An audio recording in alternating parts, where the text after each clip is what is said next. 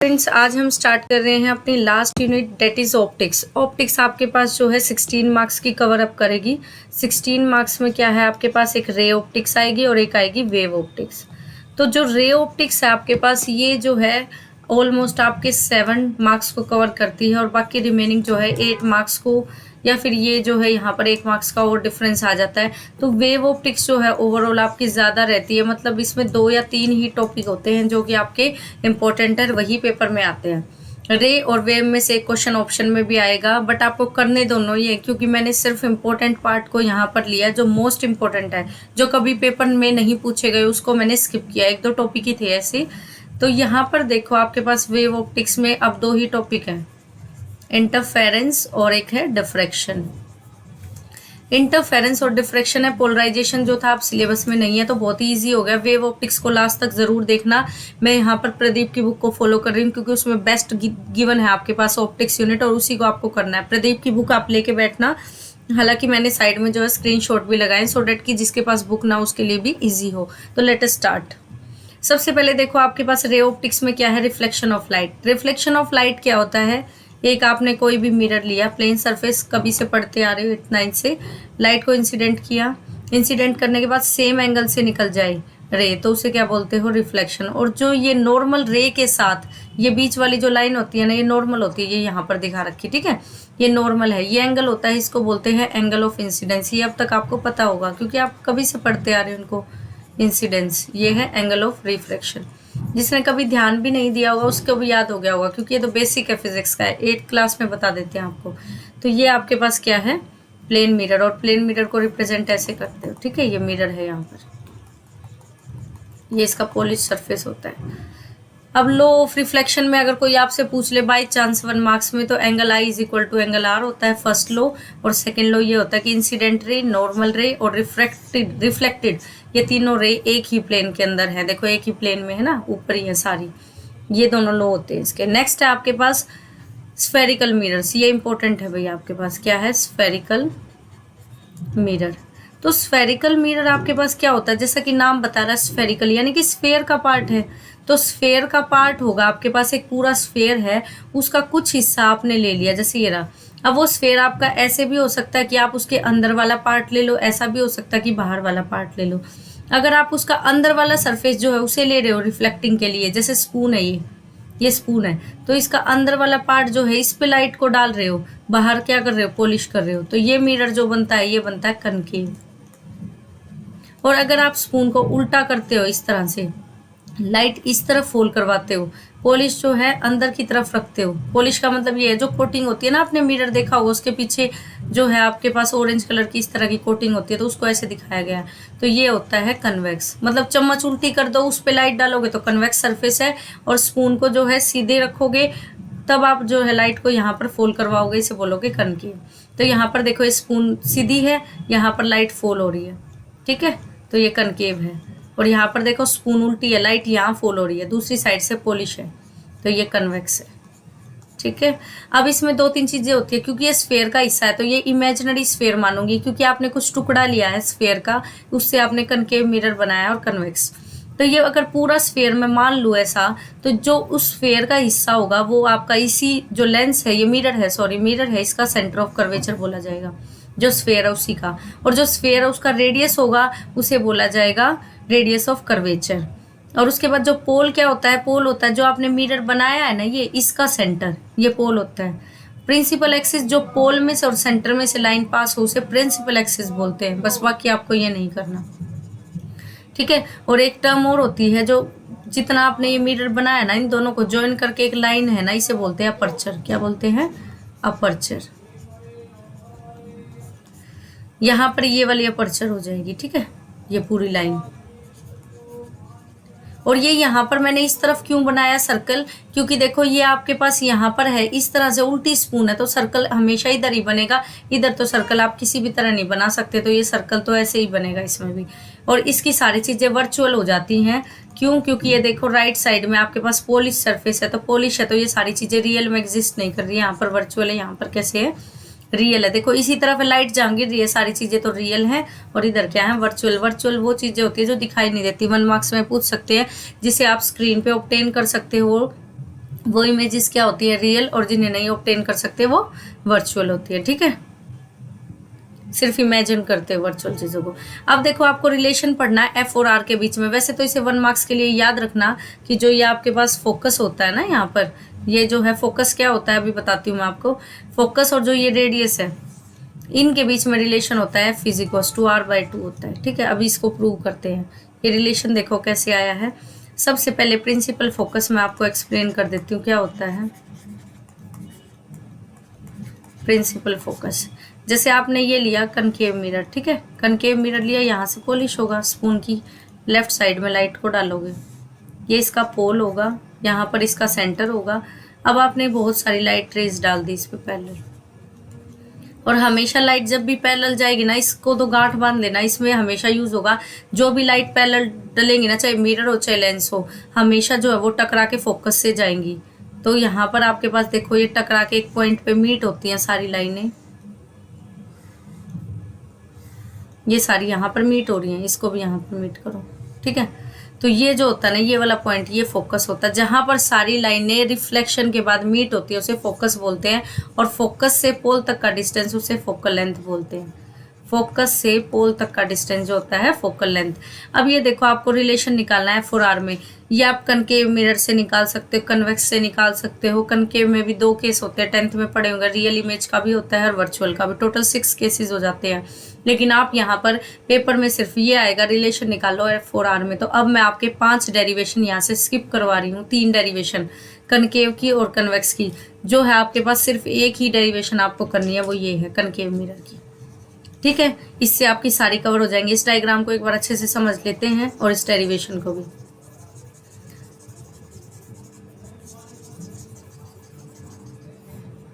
देखो concave mirror में आपके पास क्या होता है, जैसे ये है, आपने कनकेव मिरर लिया, यहाँ पर आपने इसका क्या लिया, पोल। पोल ही होता है यहाँ पे, एक प्रिंसिपल एक्सिस ले ली इस तरह से।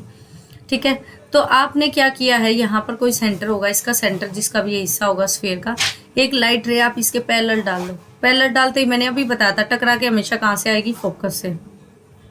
तो ये क्या हो गया इसका फोकस। अब एक और रे आप डालो, वो कैसे डाल रही हूँ मैं, रे को इस तरह डाल रही हूँ कि वो सेंटर ऑफ कर्वेचर में है। तो एक ये रूल होता है कि जो सेंटर ऑफ कर्वेचर से लाइन जाएगी ना, वो हमेशा सेंटर ऑफ कर्वेचर से ही वापस आएगी, चाहे मिरर हो चाहे लेंस हो।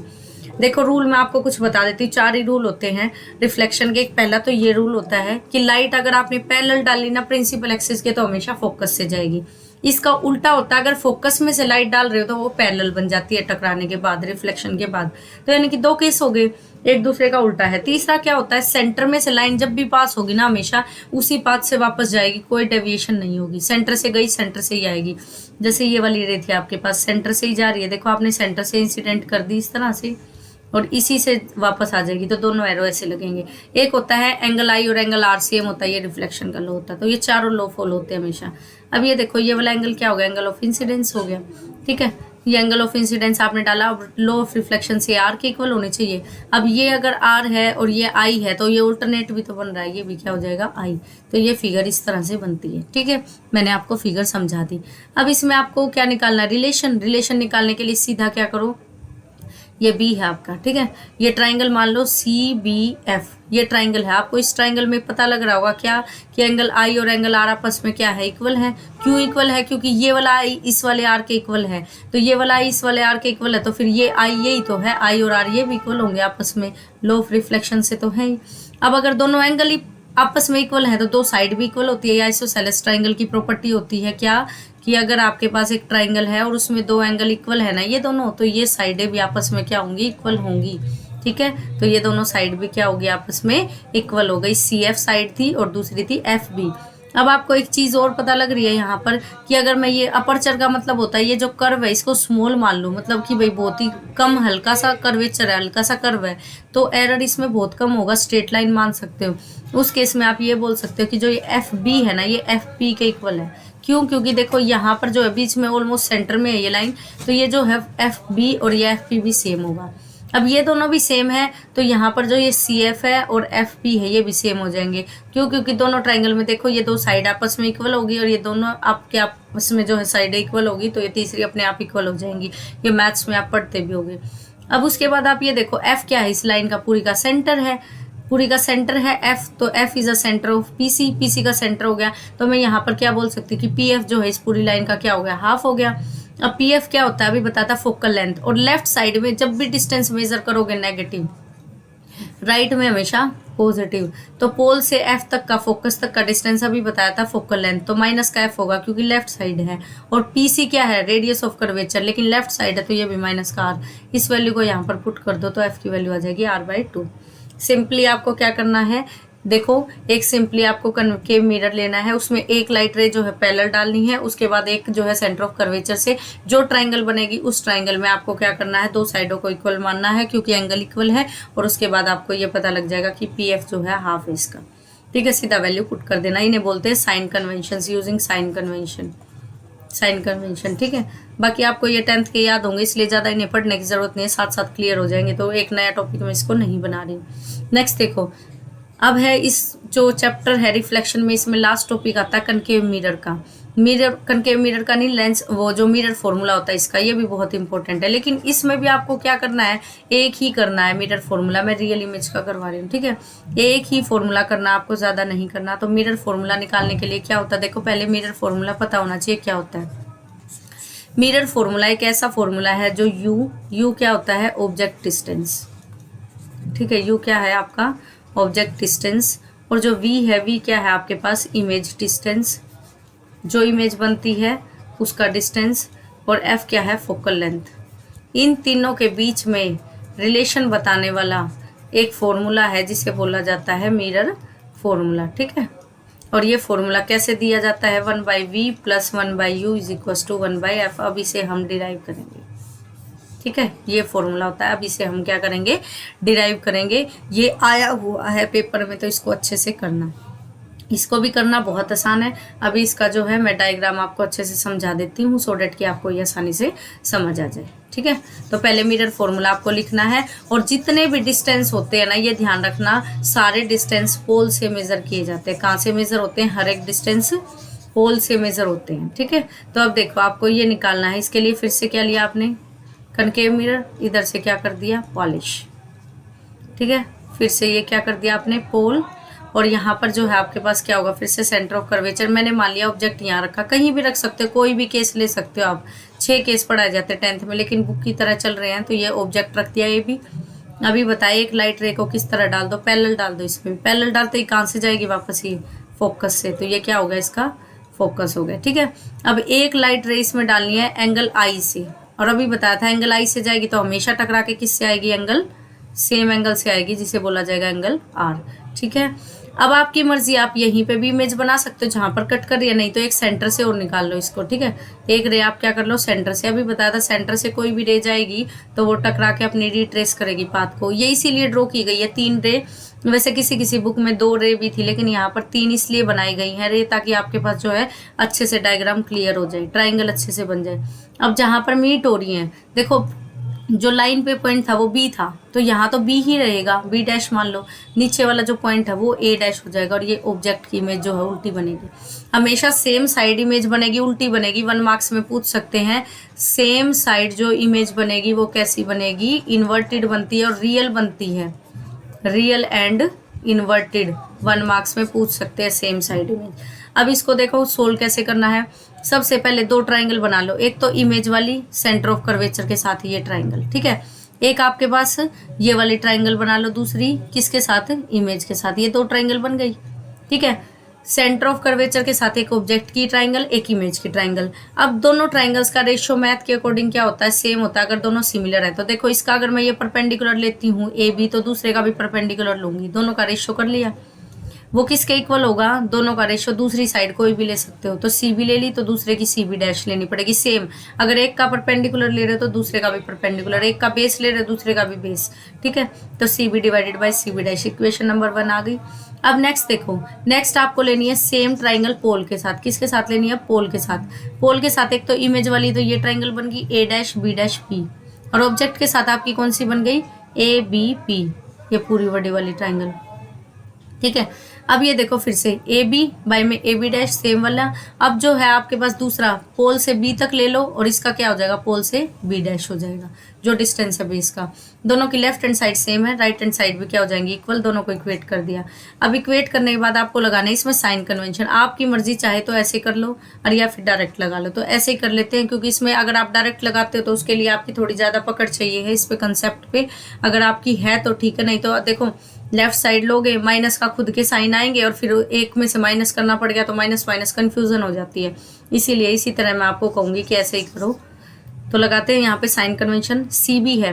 अब ये देखो, ये पूरा डिस्टेंस आपको चाहिए, ये वाला डिस्टेंस चाहिए सी बी, लेकिन ऐसा कोई फॉर्मूला नहीं है जो सी बी दे दे।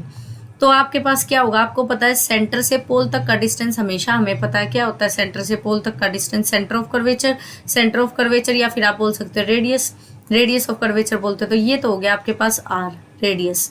तो सेंटर से पोल तक रेडियस हो गया। और हमें पता है कि ऑब्जेक्ट का जो डिस्टेंस होता है पोल तक का, वो होता है ऑब्जेक्ट डिस्टेंस, यानी कि पूरा यू। तो अब देखो ये पूरा यू है, ये आर है।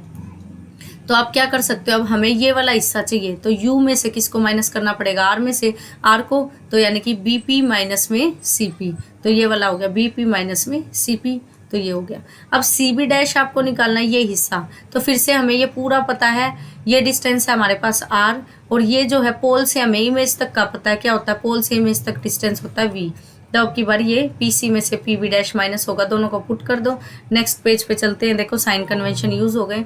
जो लेफ्ट हैंड साइड था ऑब्जेक्ट डिस्टेंस वो माइनस यू, ये माइनस आर, यहाँ पर पुट कर दिया। उसके बाद आपको सोल्व करना है। सोल्व करने के बाद आप यहाँ तक जो है पहुँच गए सोल्व करते ही। अब आपको एक चीज़ और करनी है इसमें, देखो UV है, UV से दोनों तरफ क्या कर दो, डिवाइड। ठीक है, UV से दोनों तरफ, एक R भी है तो R से भी, UV R तीनों से मल्टीप्लाई करके तीनों से डिवाइड। तो इसको करते हैं, देखो UV R से डिवाइड, इसको भी UV R से डिवाइड, इसको भी UV R से। UV से UV कट गया, यहाँ से UR से UR कट गया, यहाँ पे VR से VR कट गया, तो ये बच गया 1/v plus 1/u is equal to 1/f। ठीक है, ये डायरेक्ट आ गया आपके 1/f नहीं, 1/r बच गया 2/r। तो 2/r अभी बताया था, r/2 क्या होता है, 1/f होता है, r/2 होता है f, तो ये हो जाएगा आपके पास यहाँ पर f। ठीक है, सीधा आंसर आ जाएगा आपका। तो ये था, ये आपको नहीं करना है, कोई ज़रूरत नहीं है इसको करने की। ठीक है, मिरर फॉर्मूला अच्छे से कर लेना भाई, 3 मार्क्स का क्वेश्चन है ये, तभी मैंने इस पर अच्छे से जो है इतना फोकस किया। नेक्स्ट आ जाओ भाई, आपके पास नेक्स्ट टॉपिक चलते हैं, रे ऑप्टिक्स का रिफ्रैक्शन। देखो रिफ्लेक्शन क्या था, सेम मीडियम में था। सेम मीडियम मतलब लाइट आई, टकराई और उतने ही एंगल से वापस चली गई। अब क्या है रिफ्रैक्शन, ये है कि भाई हमारे पास मीडियम सेम ना हो। जैसे आपने एक लाइन ले ली, मैं कहूँ यहाँ पर एयर है, यहाँ पर क्या है, वाटर है। अब क्या है आपके पास सेम नहीं है मीडियम, मीडियम सेम नहीं है, तो लाइट आप इस तरह से इंसिडेंट कर रहे हो। इंसिडेंट करने के बाद क्या हो रहा है, ये इंसिडेंट कर रहे हो तो ये दूसरे मीडियम में जा रही है। अब आप खुद ही बताओ, आप चलते चलते आराम से चल रहे हो, साफ मौसम, आगे जाके फोग आ जाती है, सर्दियों में है जैसे, आगे जाके फोग आ गई तो धुंध आ रही है, तो आप क्या करोगे, आपकी स्पीड सेम नहीं रहेगी, ना आपके व्हीकल की सेम रहेगी। आप क्या करोगे, धीरे धीरे धीरे धीरे मौसम को देखते हुए चलोगे। तो स्पीड का चेंज होना क्या होता है, रिफ्रैक्शन होता है। स्पीड का क्या होना, change is called refraction. Refraction मतलब बट गया। ठीक है, तो अब यहाँ पर देखो दो लो आते हैं इसके, किस तरह से आते हैं। देखो अगर आपके पास रेयरर से डेंसर मीडियम में जा रही है, डेंसर से रेयरर, तो वो रेयरर से डेंसर या डेंसर से रेयरर क्या होता है। देखो रेयरर का मतलब होता है जो मौसम है वो साफ है, साफ है मतलब पार्टिकल क्या है, कम है, पार्टिकल लेस है। ठीक है, और डेंसर का मतलब क्या है, पार्टिकल क्या है जहाँ पर ज़्यादा है, पार्टिकल क्या है, मोर।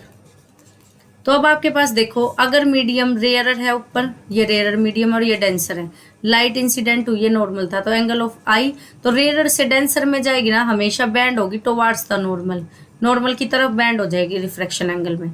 ये एंगल ऑफ रिफ्रैक्शन होता है, ये एंगल ऑफ इंसिडेंस, ये नॉर्मल। अगर डेंसर ऊपर आ जाए बाई चांस और ये रिफ्रैक्शन आ जाए, तो ध्यान रखना डेंसर से अगर मीडियम रेयरर में जा रही है तो हमेशा नॉर्मल से कहाँ जाएगी, दूर जाएगी। अब ये चली गई, देखो ये लो है आपके, ये याद रखने हैं आपको।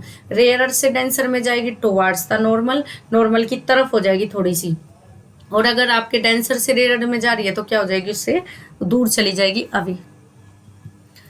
अब लो आते हैं रिफ्रैक्शन ऑफ लाइट के। रिफ्रैक्शन ऑफ लाइट क्या होता है? स्पीड का चेंज होना एक मीडियम से दूसरे मीडियम में।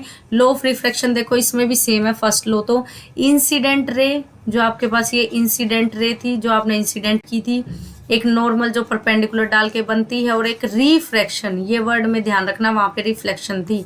ये तीनों जो रे हैं सेम प्लेन में है, प्लेन इनका सेम ही रहेगा। जैसे एक्स वाई प्लेन है या वाई जेड प्लेन है तो प्लेन हमेशा सेम रहेगा। लेकिन दूसरा आपके पास आ जाता है स्नेल्स लो। स्नेल्स लो ये 1 मार्क्स का भी क्वेश्चन बनता है। स्नेल्स लो क्या कहता है? ये बोलता है कि जैसे अगर आप साइन लेते हो एंगल ऑफ इंसिडेंस का और साइन ऑफ आर लेते हो तो ये कांस्टेंट आता है, जिस कांस्टेंट को आप बोलते हो रिफ्रैक्टिव इंडेक्स, जिसे आप ईटा से डिनोट कर सकते हो। ईटा से आपको पेपर में म्यू से मिल सकता है, ठीक है, या फिर आपको एन से मिल सकता है। तो ध्यान रखना तीनों ही नोटेशन रिफ्रैक्टिव इंडेक्स की अभी डिफाइन करूंगी ये क्या होता है। और यहाँ पर क्या होता है? इसमें मीडियम, जिस मीडियम का है रिस्पेक्ट में जिसके, ठीक है, कि किसके रिस्पेक्ट में आप किस मीडियम का निकाल रहे हो।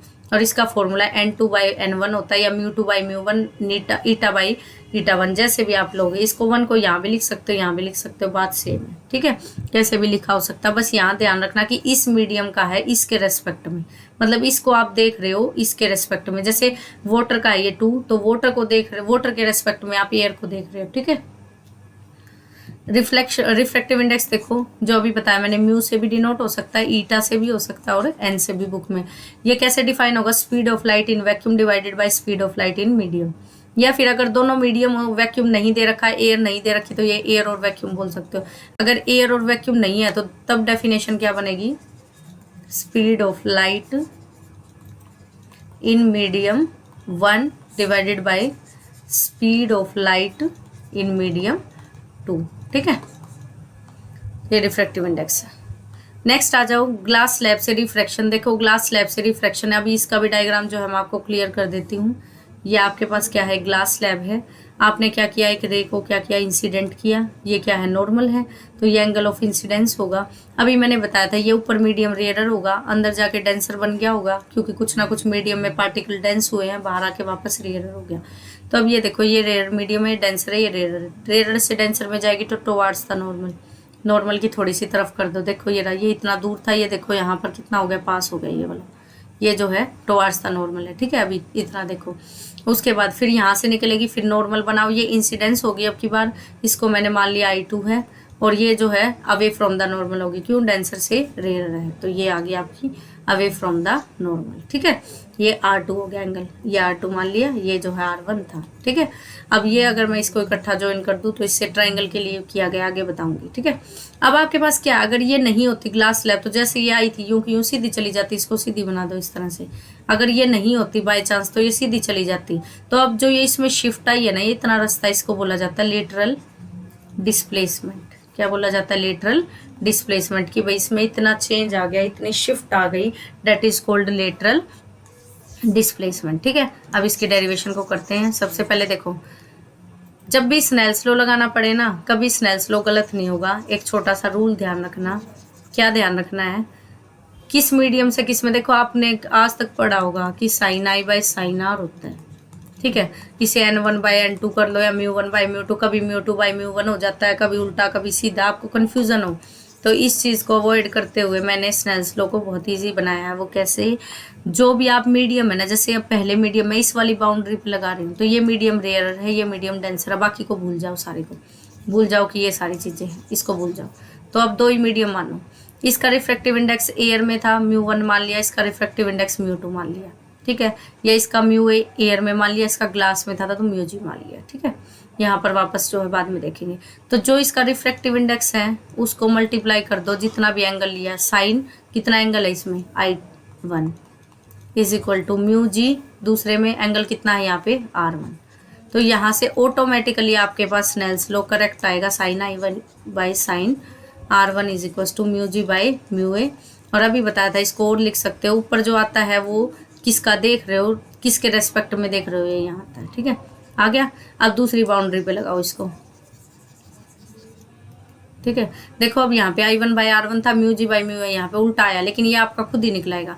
अब जो है आप क्या करो, ऊपर वाले को भूल जाओ, ये डेंसर मीडियम है, ये रेयर मीडियम है, इसका रिफ्रैक्टिव इंडेक्स μg माना है, इसका माना है μa, तो सीधा लिखो इसका μg, एंगल कितना है यहाँ पे sine I2, sine I2 is equal to इसका कितना है म्यू ए इंटू में साइन R2, ठीक है।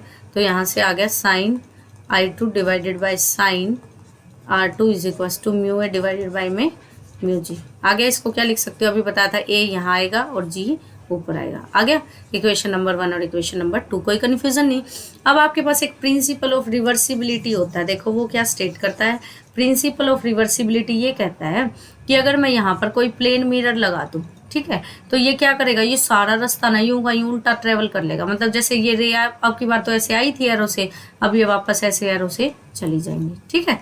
That is called principle of reversibility. अब जो ये प्रिंसिपल ऑफ रिवर्सिबिलिटी है, अगर मैं इसको लगाती हूँ तो ये देखो यहाँ से क्या होता है, आपके पास ये वापस से रेज जो है चली जाती है, रिट्रेस कर लेती है अपनी बात को, ठीक है।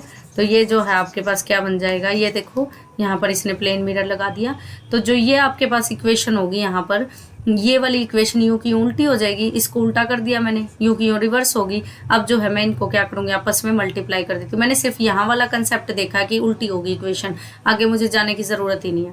तो इसमें जहाँ ए था वहाँ जी कर दो, जहाँ जी था वहाँ ए कर दो, दोनों को मल्टीप्लाई करो। अब मल्टीप्लाई करते ही देखो साइन I2 से I2 कैंसिल, R2 से R2, लेफ्ट हैंड साइड से लेफ्ट हैंड साइड मल्टीप्लाई होगी, राइट से right, sine I2 into sine R2, sine R2 into sine I2, ये से ये कट गया। इसमें इसको मल्टीप्लाई करोगे म्यू जी से म्यू जी, म्यू ए से म्यू ए, तो बच गया ये वाला, ठीक है। अब ये देखो आपके पास अगर मैं इसकी वैल्यू निकालती तो ये यहाँ डिवाइड में चला जाएगा। अब आपको यहाँ से क्या पता लगता है कि जो ए म्यू जी है मेरे पास वो 1 बाय म्यू ए जी आया है, या फिर इसको उल्टा भी लिख सकते हो आप, कैसे, mu A G is equal to 1 by mu G A, मतलब उल्टा भी किसी तरह। इसको देखो पेपर में ये कैसे आ सकता है, ये क्वेश्चन आएगा आपके पास कि रिफ्रैक्टिव इंडेक्स दे दिया एयर का विद रेस्पेक्ट टू, जो है आपका ग्लास का दे दिया विद रेस्पेक्ट टू एयर 3/2। आपको कह दिया कि किसका दिया रिफ्रैक्टिव इंडेक्स, इसने कहा ग्लास का विद रेस्पेक्ट टू किसके, एयर के 3/2, और आपसे पूछ ले एयर का निकालो विद रेस्पेक्ट टू ग्लास, तो ये सीधा आपको 1/, करना पड़ेगा, इसका यानी कि 2/3 आंसर आ जाएगा, ठीक है। तो ये इसीलिए यूज हुआ है यहाँ पर, जो मैंने आपको भी बताया है। ऐसे कोई भी पूछ सकते हैं कि एक का दे दे दूसरे के रेस्पेक्ट में, तो 1 मार्क का क्वेश्चन।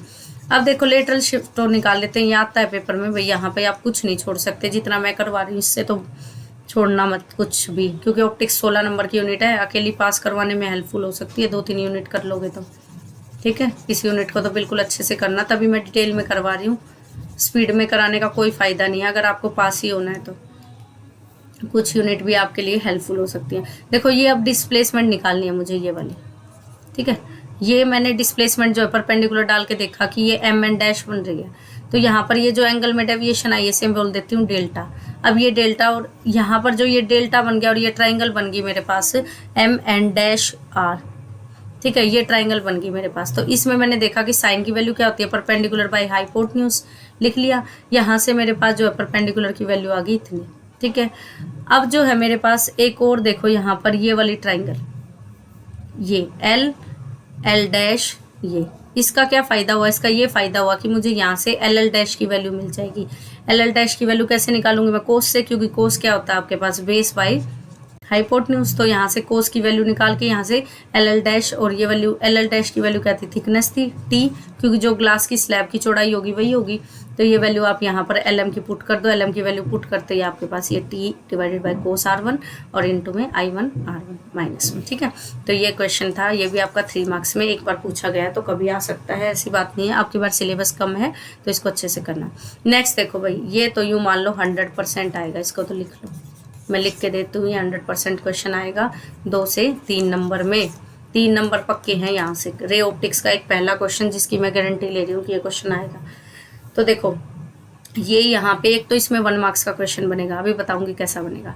TIR क्या होता है, टोटल इंटरनल रिफ्लेक्शन। कई बार तो इसकी डायरेक्ट फुल फॉर्म ही पूछ लेते हैं। आप क्या करोगे, रिफ्लेक्शन कर दोगे, यहाँ पे रिफ्लेक्शन करना ध्यान रखना। और ये क्या होता है, इसको एक्सप्लेन करते हैं क्या होता है। सबसे पहले इसकी लिखोगे आप कंडीशंस, क्या लिखोगे, कंडीशंस। ये रही TIR एक ऐसा फिनोमिनन है जिसमें लाइट का रिफ्लेक्शन हो रहा है। कैसे, जब भी रे ऑफ लाइट आपकी डेंसर से रेयर किस में जाएगी, डेंसर मीडियम से रेयर मीडियम में जाएगी। इस चीज़ का ध्यान रखना। TIR के लिए हमेशा लाइट जो है डेंसर से रेयर मीडियम में जाएगी, ठीक है। अब आपके पास क्या है, इसकी 2 एसेंशियल कंडीशंस हैं। क्या है कि डेंसर से रेयर जाएगी, सबसे पहली तो यही कंडीशन है TIR होने के लिए। दूसरी है कि एंगल जो है ना आपका ग्रेटर देन क्या होना चाहिए, critical angle. Angle must be greater than critical angle, ठीक है। क्रिटिकल एंगल से एंगल क्या होना चाहिए, ज्यादा होना चाहिए। अब क्रिटिकल एंगल क्या होता है भाई, अभी बताती हूँ क्रिटिकल एंगल क्या होता है। देखो अब इस फिगर पे आओ, मैं इसको और अच्छे से एक्सप्लेन करती हूँ। ये है डेंसर मीडियम, ये है रेयर, क्योंकि मैंने बोला था आपको डेंसर से रेयर में जाएगी, लेकिन बुक में आपको कंफ्यूज ना हो, आज तक आप ऊपर रेयर पढ़ते आए हो, नीचे डेंसर, तो इसी तरह से दिखाया, ठीक है। आपने क्या किया, एक ऑब्जेक्ट ले लिया डेंसर मीडियम में, उससे लाइट रह गई, ठीक है, यहाँ पर नॉर्मल है। डेंसर से रेयर में जब भी लाइट जाएगी अवे फ्रॉम द नॉर्मल, तो जितना एंगल ये था उससे क्या हुई, दूर चली गई, ठीक है।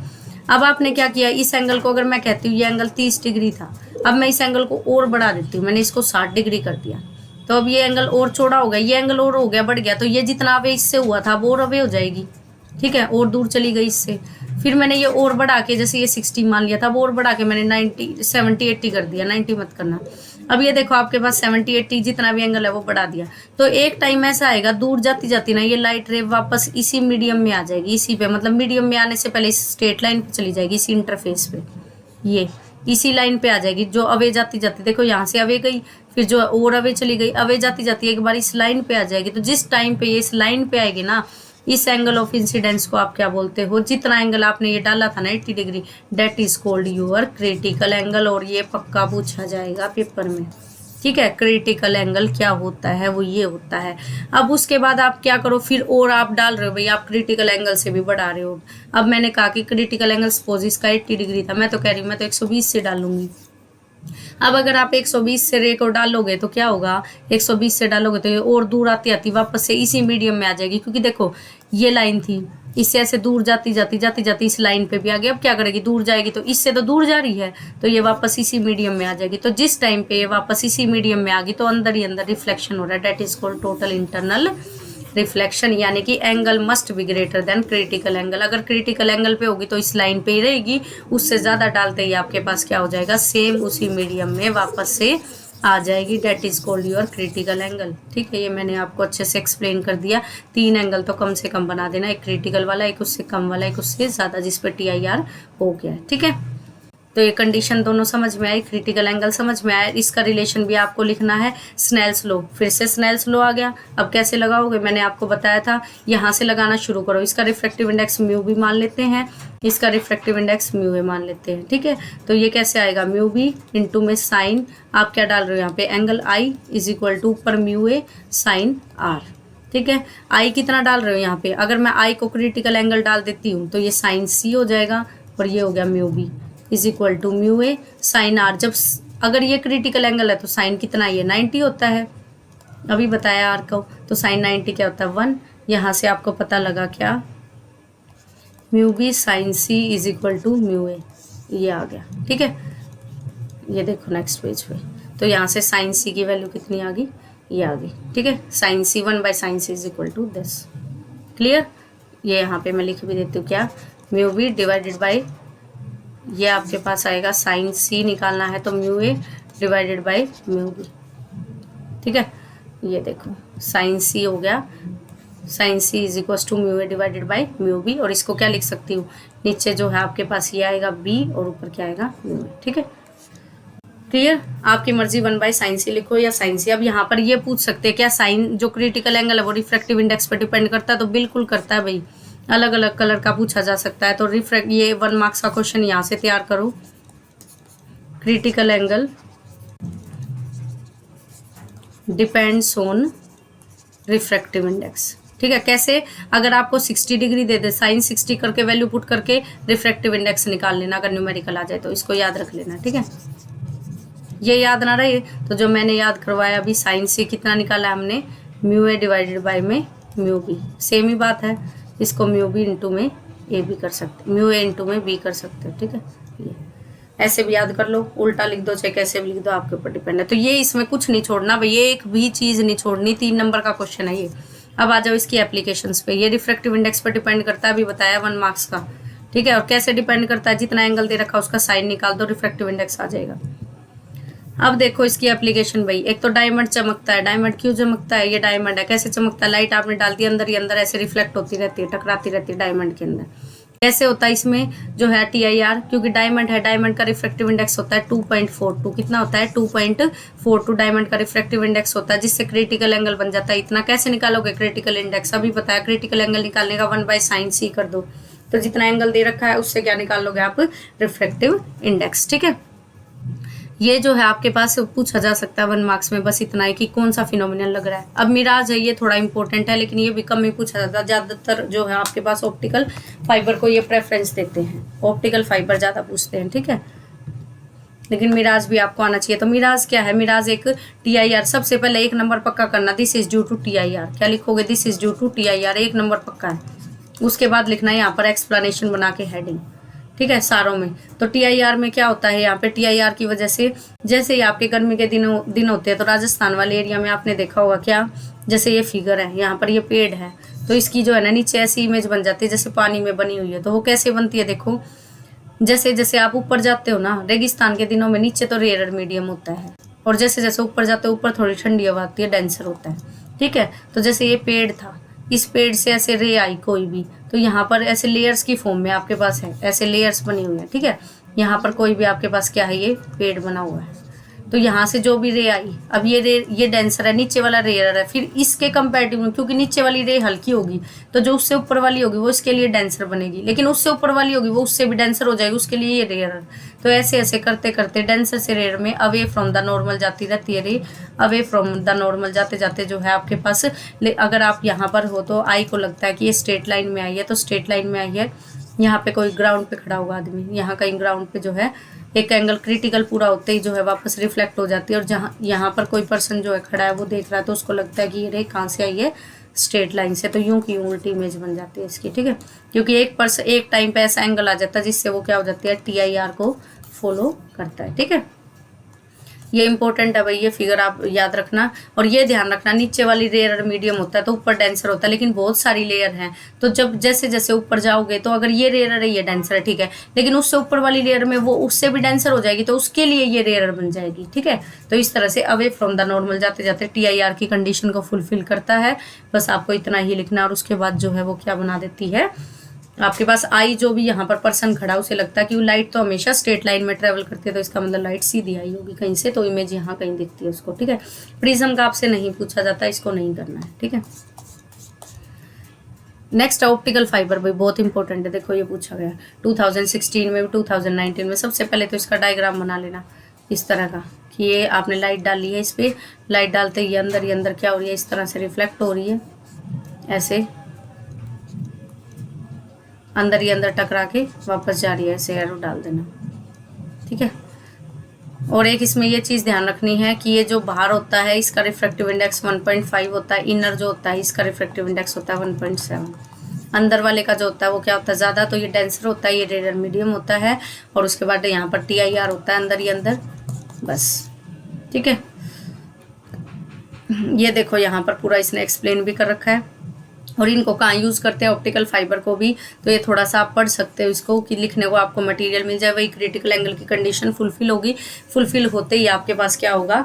आपके पास TIR होगा, TIR होते ही लाइट अंदर के अंदर रिफ्लेक्ट होगी, जिससे कि वो क्या है? लंबे समय तक, ज़्यादा दूर तक आपके पास विदाउट एनी लॉस जो है सिग्नल्स को पास करते हो, उसमें जो है ऑप्टिकल फाइबर्स का यूज़ होता है। एक ऑप्टिकल फाइबर का सबसे अच्छा यूज़ और भी है एंडोस्कोपी में। किसमें? एंडोस्कोपी। एंडोस्कोपी क्या होता है? दूरबीन का ऑपरेशन। दूरबीन से ऑपरेशन, जो भी दूरबीन से ऑपरेशन होते हैं ना उसको वो एंडोस्कोपी बोलते हैं। क्या बोलते हैं? एंडोस्कोपी। उसमें भी आपका लेजर लाइट का ऑप्टिकल फाइबर का यूज होता है। ठीक है, चलो नेक्स्ट चलते हैं। हमारे पास एक ये अब स्फेरिकल मिरर में ना एक और क्वेश्चन है 3 नंबर का, जो कि 100% प्रोबेबिलिटी है। या तो TIR आएगा या फिर ये आएगा, किसी सेट में ये मिल जाएगा, किसी में वो मिलेगा। तो ये है लेंस मेकर फॉर्मूला। क्या है? Lens maker formula. Ray optics से जो है ऑलमोस्ट ये टॉपिक कवर हो गया। अब प्रिज्म बचेगा और एक बचेगा आपके पास माइक्रोस्कोप, टेलीस्कोप। एक क्वेश्चन वहाँ से भी है, लेकिन इन दोनों में से मैंने आपको बता दिया ऑप्शन आएगा कि TIR आएगा या लेंस मेकर आएगा। किसी कोड में लेंस मेकर मिलेगा, किसी में TIR, तो आपको दोनों करने पड़ेंगे। ठीक है, उसके लिए आपने देखा होगा भाई 5-6 डेरिवेशंस दे रखी हैं बुक में, लेकिन 5-6 डेरिवेशंस में मैं आपको नहीं घुमाऊंगी, मैं एक एक डेरिवेशन करा के सीधा लेंस मेकर कराऊंगी, क्योंकि आपसे इतना ही पूछा जाएगा। मोस्ट प्रोबेबली तो आपसे लेंस फॉर्मूला पूछा जाएगा, लेंस मेकर, लेकिन ये आपको करनी पड़ेगी ताकि आप समझ लो। इसीलिए एक मैं करवा रही हूँ। जब भी लाइट रेयर से डेंसर में जाएगी तब क्या होगा, जब डेंसर से रेयर में जाएगी तब क्या होगा। तो देखो, अगर रेयर और मीडियम से लाइट डेंसर में जा रही है ना, चाहे वो कनकेव मिरर हो चाहे कन्वेक्स मिरर हो, कोई भी हो, बस ये ध्यान रखना लाइट कहाँ से कहाँ जा रही है, रेयर मीडियम से डेंसर में। तो यहाँ पर देखो, अगर मैं कह दूँ ये डेंसर मीडियम है, ठीक है, और ये रेयर मीडियम है, ये रेयर है, ये क्या है, डेंसर है, ठीक है। तो यहाँ पर कहीं ऑब्जेक्ट रख दिया मैंने, ये लाइट इस तरह से गई। अब यहाँ पर आपने क्या बनाया, नॉर्मल बनाया। रेयर मीडियम से डेंसर में गई है तो क्या, टुवर्ड्स द नॉर्मल चली गई। ये एंगल ऑफ इंसिडेंस होगा, ये एंगल ऑफ रिफ्लेक्शन होगा, ठीक है। अब उसके बाद जो है आपके पास ये क्या था, ऑब्जेक्ट था, ये यहाँ पर क्या बन गई, इमेज बन गई, ठीक है। अब जो ये नॉर्मल रे एंगल बनाती है उसको बोलते हैं गामा, जो ऑब्जेक्ट एंगल बनाता है वो आई, जो है आपके पास जो नॉर्मल के साथ एंगल बनता है वो इमेज का, जो नॉर्मल के साथ जो एंगल बनता है आपका इंसिडेंट का वो एंगल आई, जो रिफ्लेक्टेड का बनता है वो एंगल आर। लेकिन ऑब्जेक्ट का जो इस प्रिंसिपल एक्सिस के साथ बनता है वो अल्फा, और जो इमेज का बनता है प्रिंसिपल एक्सिस के साथ बीटा, और जो नॉर्मल का बनता है वो गामा। बस एक ये नई चीज़ थी, अल्फा बीटा गामा। अल्फा किसका है, ऑब्जेक्ट का है, और ये किसका है, इमेज का है, और ये किसका है आपके पास, नॉर्मल का। किसके साथ है ये एंगल, प्रिंसिपल एक्सिस के साथ, ठीक है। अब आप यहाँ से अगर परपेंडिकुलर डाल दे, वो इसलिए डाला जाता है ताकि हम ये ट्राइंगल मान सके। कर्व में हम ट्राइंगल नहीं मान सकते, तो ये परपेंडिकुलर डाल के अपर्चर स्मॉल ली जाती है। क्या ली जाती है, अपर्चर स्मॉल, क्योंकि कर्व में कोई प्रॉपर्टी नहीं लगेगी। मैथ की प्रॉपर्टी लगाने के लिए आप यहाँ से ये परपेंडिकुलर डालते हो। तो अब मुझे नहीं लगता आपको इस डायग्राम में कोई डाउट होगा। इसके लिए स्टेप क्या चलने हैं, देखो इसमें 3 ही स्टेप है इन डेरिवेशंस में। अब उसके बाद डेरिवेशन को याद भी कराऊंगी।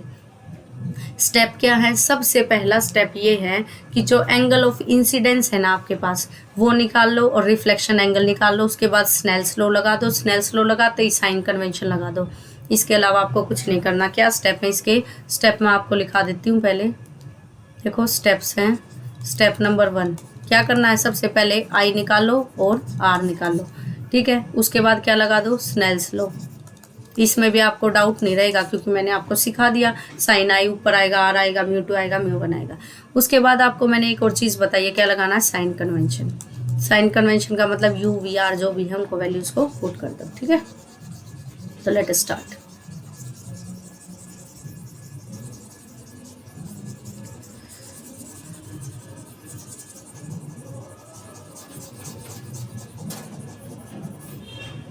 चलो सबसे पहले आई बताओ मुझे क्या होगा। ये एंगल है आई, ठीक है। अब ये एंगल आई है और ये एंगल आपके पास है अल्फा, और ये एंगल है जो है आपके पास अल्फा, और ये है गामा। ये पूरी ट्राइंगल है। ट्राइंगल के 2 एंगल्स का सम दे रखा है इंटीरियर, वो किसके इक्वल होता है, exterior. Sum of sorry exterior angle होता है, ठीक है। तो alpha plus gamma is equal to I. आ गए। आर की वैल्यू बताओ। आर में भी देखो ये दोनों एंगल है इंटीरियर, अब की बार ये बीटा था यहाँ पे, ठीक है।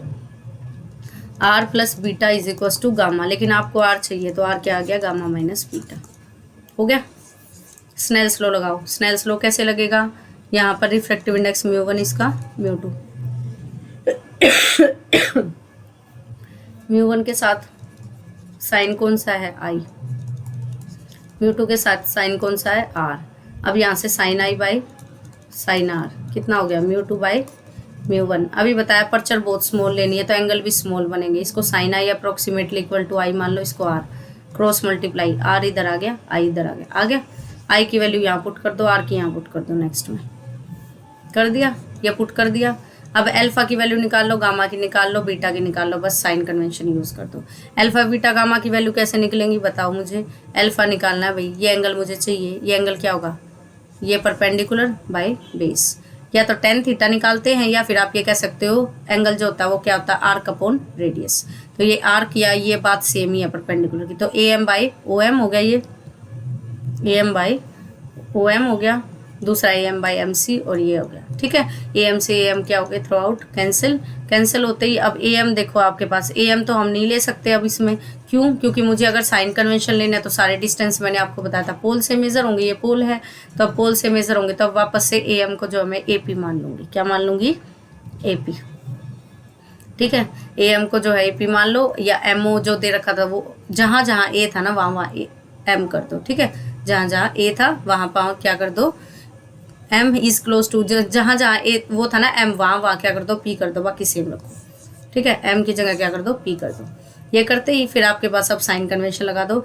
देखो पोल से ऑब्जेक्ट तक का डिस्टेंस माइनस यू, पोल से आई तक का राइट साइड था तो क्या हो गया, वी हो गया, ये राइट साइड वाला लेफ्ट वाला यू हो गया। तो ये फॉर्मूला याद रखना मेन आपको। अब लेंस फॉर्मूले में क्या याद करवाती है दोबारा से, देखो म्यू टू म्यू वन, ठीक है, म्यू टू म्यू वन, या फिर म्यू वन से ही रख लो और भी इजी रहेगा। क्या करो, mu one by you, refractive index और इसका ऑब्जेक्ट जो ऑब्जेक्ट का डिस्टेंस है हमेशा नेगेटिव, ठीक है, plus mu to right side image बनेगी वी इज इक्वस टू, अब दोनों को कर दो आपस में minus mu one divided by कर दो आर। ये फॉर्मूला याद रखना, ठीक है। अब दूसरा डिराइव मैं नहीं करवाऊंगी, दूसरा सेम है, उसमें क्या आएगा रिजल्ट मैं बता देती हूँ आपको। जहां जहां आपके पास ये म्यू वन है ना, जहां जहां आपके पास ये म्यू वन है वहां वहां म्यू टू कर दो, ये फॉर्मूला बनेगा, प्लस म्यू वन बाई जहां म्यू टू है वहां म्यू वन और जहां म्यू वन है वहां म्यू टू, तो ये फॉर्मूला बनेगा। आ गया दोनों का। देखो अब अगली डेरिवेशन, डेंसर से रेयर, क्या है डेंसर से रेयर, आगे डेंसर मीडियम फिर रेयर मीडियम। ऑब्जेक्ट यहाँ रखा है, जो ऑब्जेक्ट एंगल बनाएगा अल्फा, जो इमेज बनाएगी वो बीटा, जो नॉर्मल बनाएगा वो गामा, और ये नॉर्मल रे के साथ जो एंगल बनता है वो आई, और ये आर तो है ही। पहले क्या लगाया, स्नेल्स लॉ बता रखा है। आया रिजल्ट वही सेम, जहाँ म्यू वन था वहाँ म्यू टू हो गया, जहाँ म्यू टू था वहाँ म्यू वन हो गया। ठीक है, बस अब लेंस मेकर फॉर्मूले पे आ जाओ भाई, ये बहुत इंपॉर्टेंट है, ये 3 नंबर पक्के करता है आपके, जैसे TIR करता है 3 मार्क्स। कैसे करना है, देखो एक लेंस ले लो, आपसे ये नहीं कहा जाएगा कनकेव निकालो या कन्वेक्स, कन्वेक्स से ही करना है, कनकेव का थोड़ा वर्चुअल इमेज में हो जाता था, थोड़ा कन्फ्यूजिंग होता है। यहाँ पर मान लो एक लेंस रखा है, ठीक है, कन्वेक्स, उसके आगे ऑब्जेक्ट रखा है, ऑब्जेक्ट रखा है तो ये यहाँ पर नॉर्मल से फिर से क्या होगा, यहाँ पर बेंड होगी टुवार्ड्स द नॉर्मल, फिर ये यहाँ से जाएगी तो अवे फ्रॉम द नॉर्मल। ठीक है, ये इमेज बन गई फाइनल। लेकिन क्या ये ऐसे ही बनी होगी, ये ऐसे नहीं बनी, ये ऐसे बनी है। देखो जैसे यहाँ पर पहले वाला केस बना है, ये रेयर मीडियम है, ये डेंसर मीडियम था, तो तब जाके ये इमेज कहीं इसकी यहाँ कहीं बनी होगी, कहाँ पे, यहाँ कहीं इमेज बनी होगी। ठीक है, पहले इमेज I1, फिर उसके बाद जो है आपके पास क्या हुआ, फिर ये जो है ना दूसरा लेंस इसके साथ लगा है, तो इसमें भी कैसे इमेज बनी होगी, ये वाला इसके लिए ऑब्जेक्ट बना होगा और ये डेंसर बना होगा, मीडियम डेंसर से रेयर, तो दोनों मीडियम का आपस में कंबाइन होकर ये क्या बनता है, इमेज बनाता है फाइनल आई। ठीक है, इसीलिए हम इसमें क्या करते हैं, दोनों कंसेप्ट यूज करते हैं। पहले हम मानते हैं कि एक जो है आपका ये वाला फेस मिसिंग है, सीधा ये रेयर से डेंसर बना देते हैं इसको, जो अभी मैंने पहला केस करवाया है। तो उसमें रिजल्ट क्या आया है, क्या ऐसा ही रिजल्ट आया आपके पास रेयर से डेंसर मीडियम का, सीधा यही लो आप, और कुछ नहीं करना आपको इसमें, ये लिखोगे कि सीधा रेयर से डेंसर में ये आ गया। ठीक है, अब आपने क्या कहा, रेयर से डेंसर में मैंने आपको बताया था क्या, म्यू वन बाई माइनस का U plus mu two by V is equals to mu two minus mu one divided by में आर, यही था।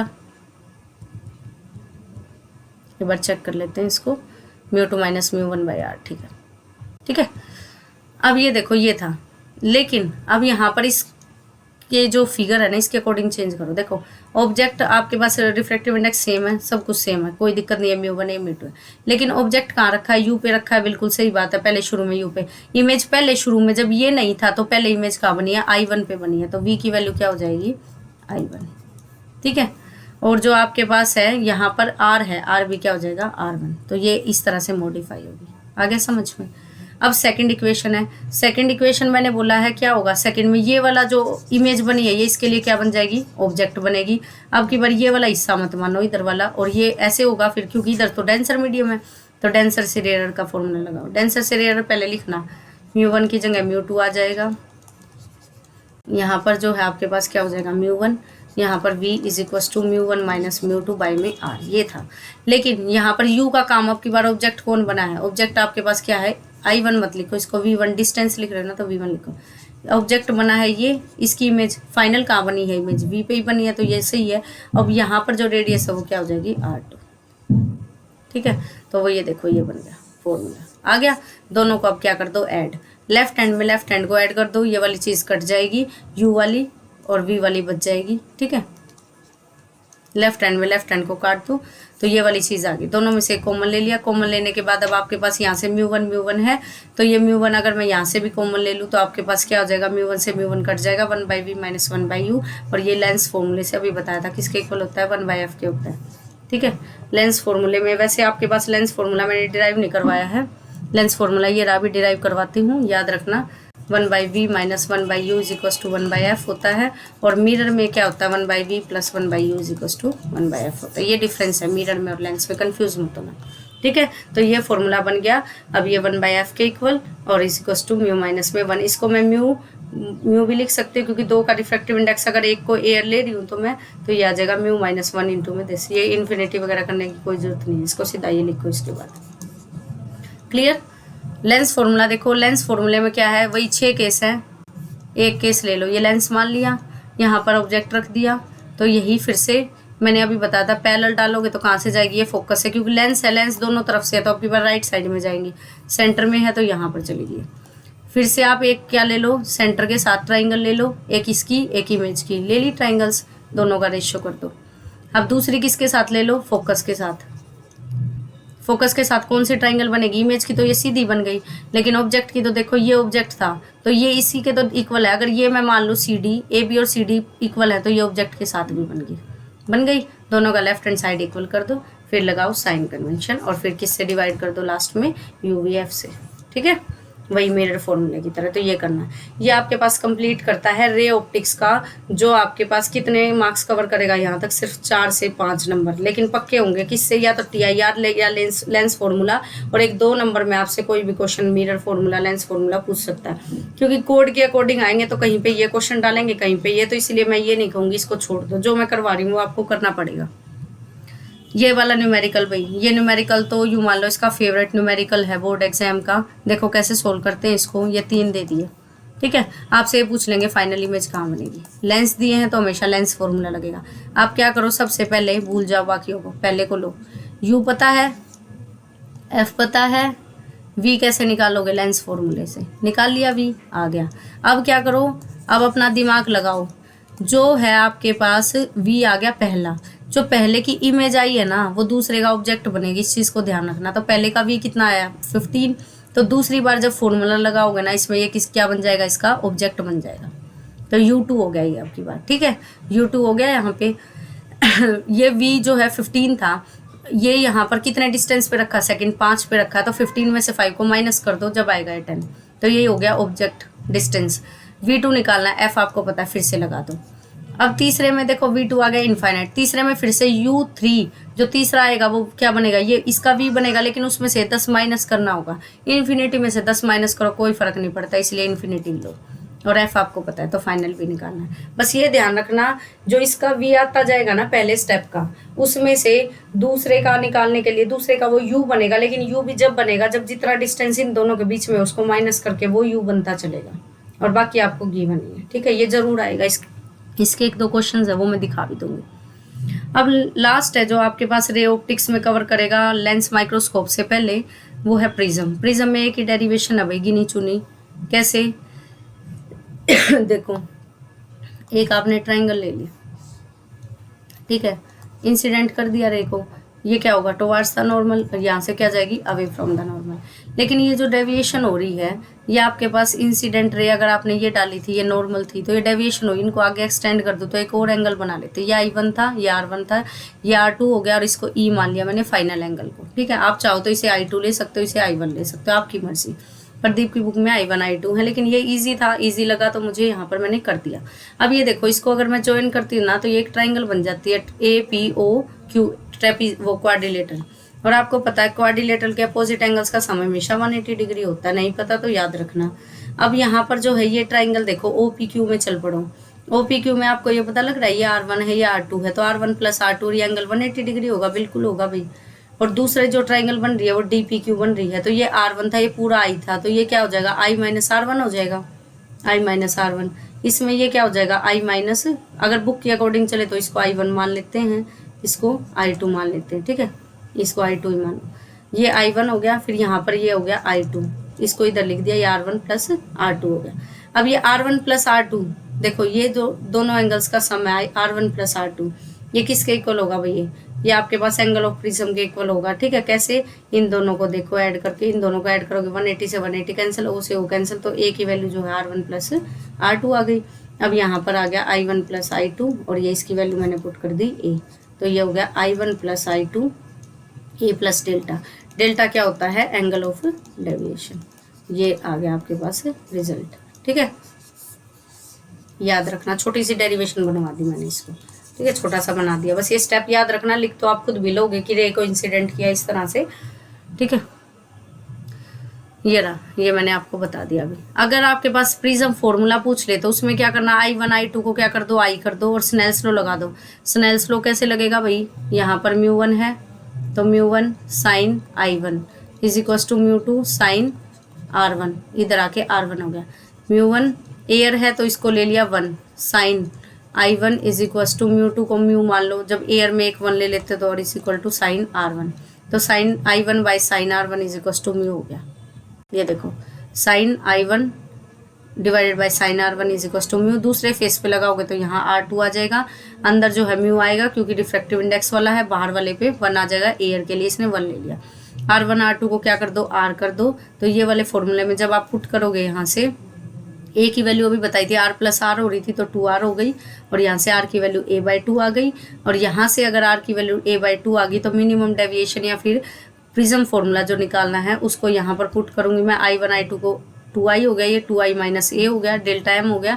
यहाँ से आई की वैल्यू आपने निकाल ली, आई की वैल्यू निकालते स्नेल्स लॉ में सीधा पुट कर दो sine I by sine R, तो म्यू की वैल्यू आ गई है, ठीक है। इसको भी याद रख लेना, ये पूछ सकते हैं, बाकी भाई अलग अलग सेट में मिलेंगे, एक ही में तो सारे पूछे नहीं जाएंगे। 3 नंबर का बनेगा अगर पूछा गया तो पूरी डेरिवेशन।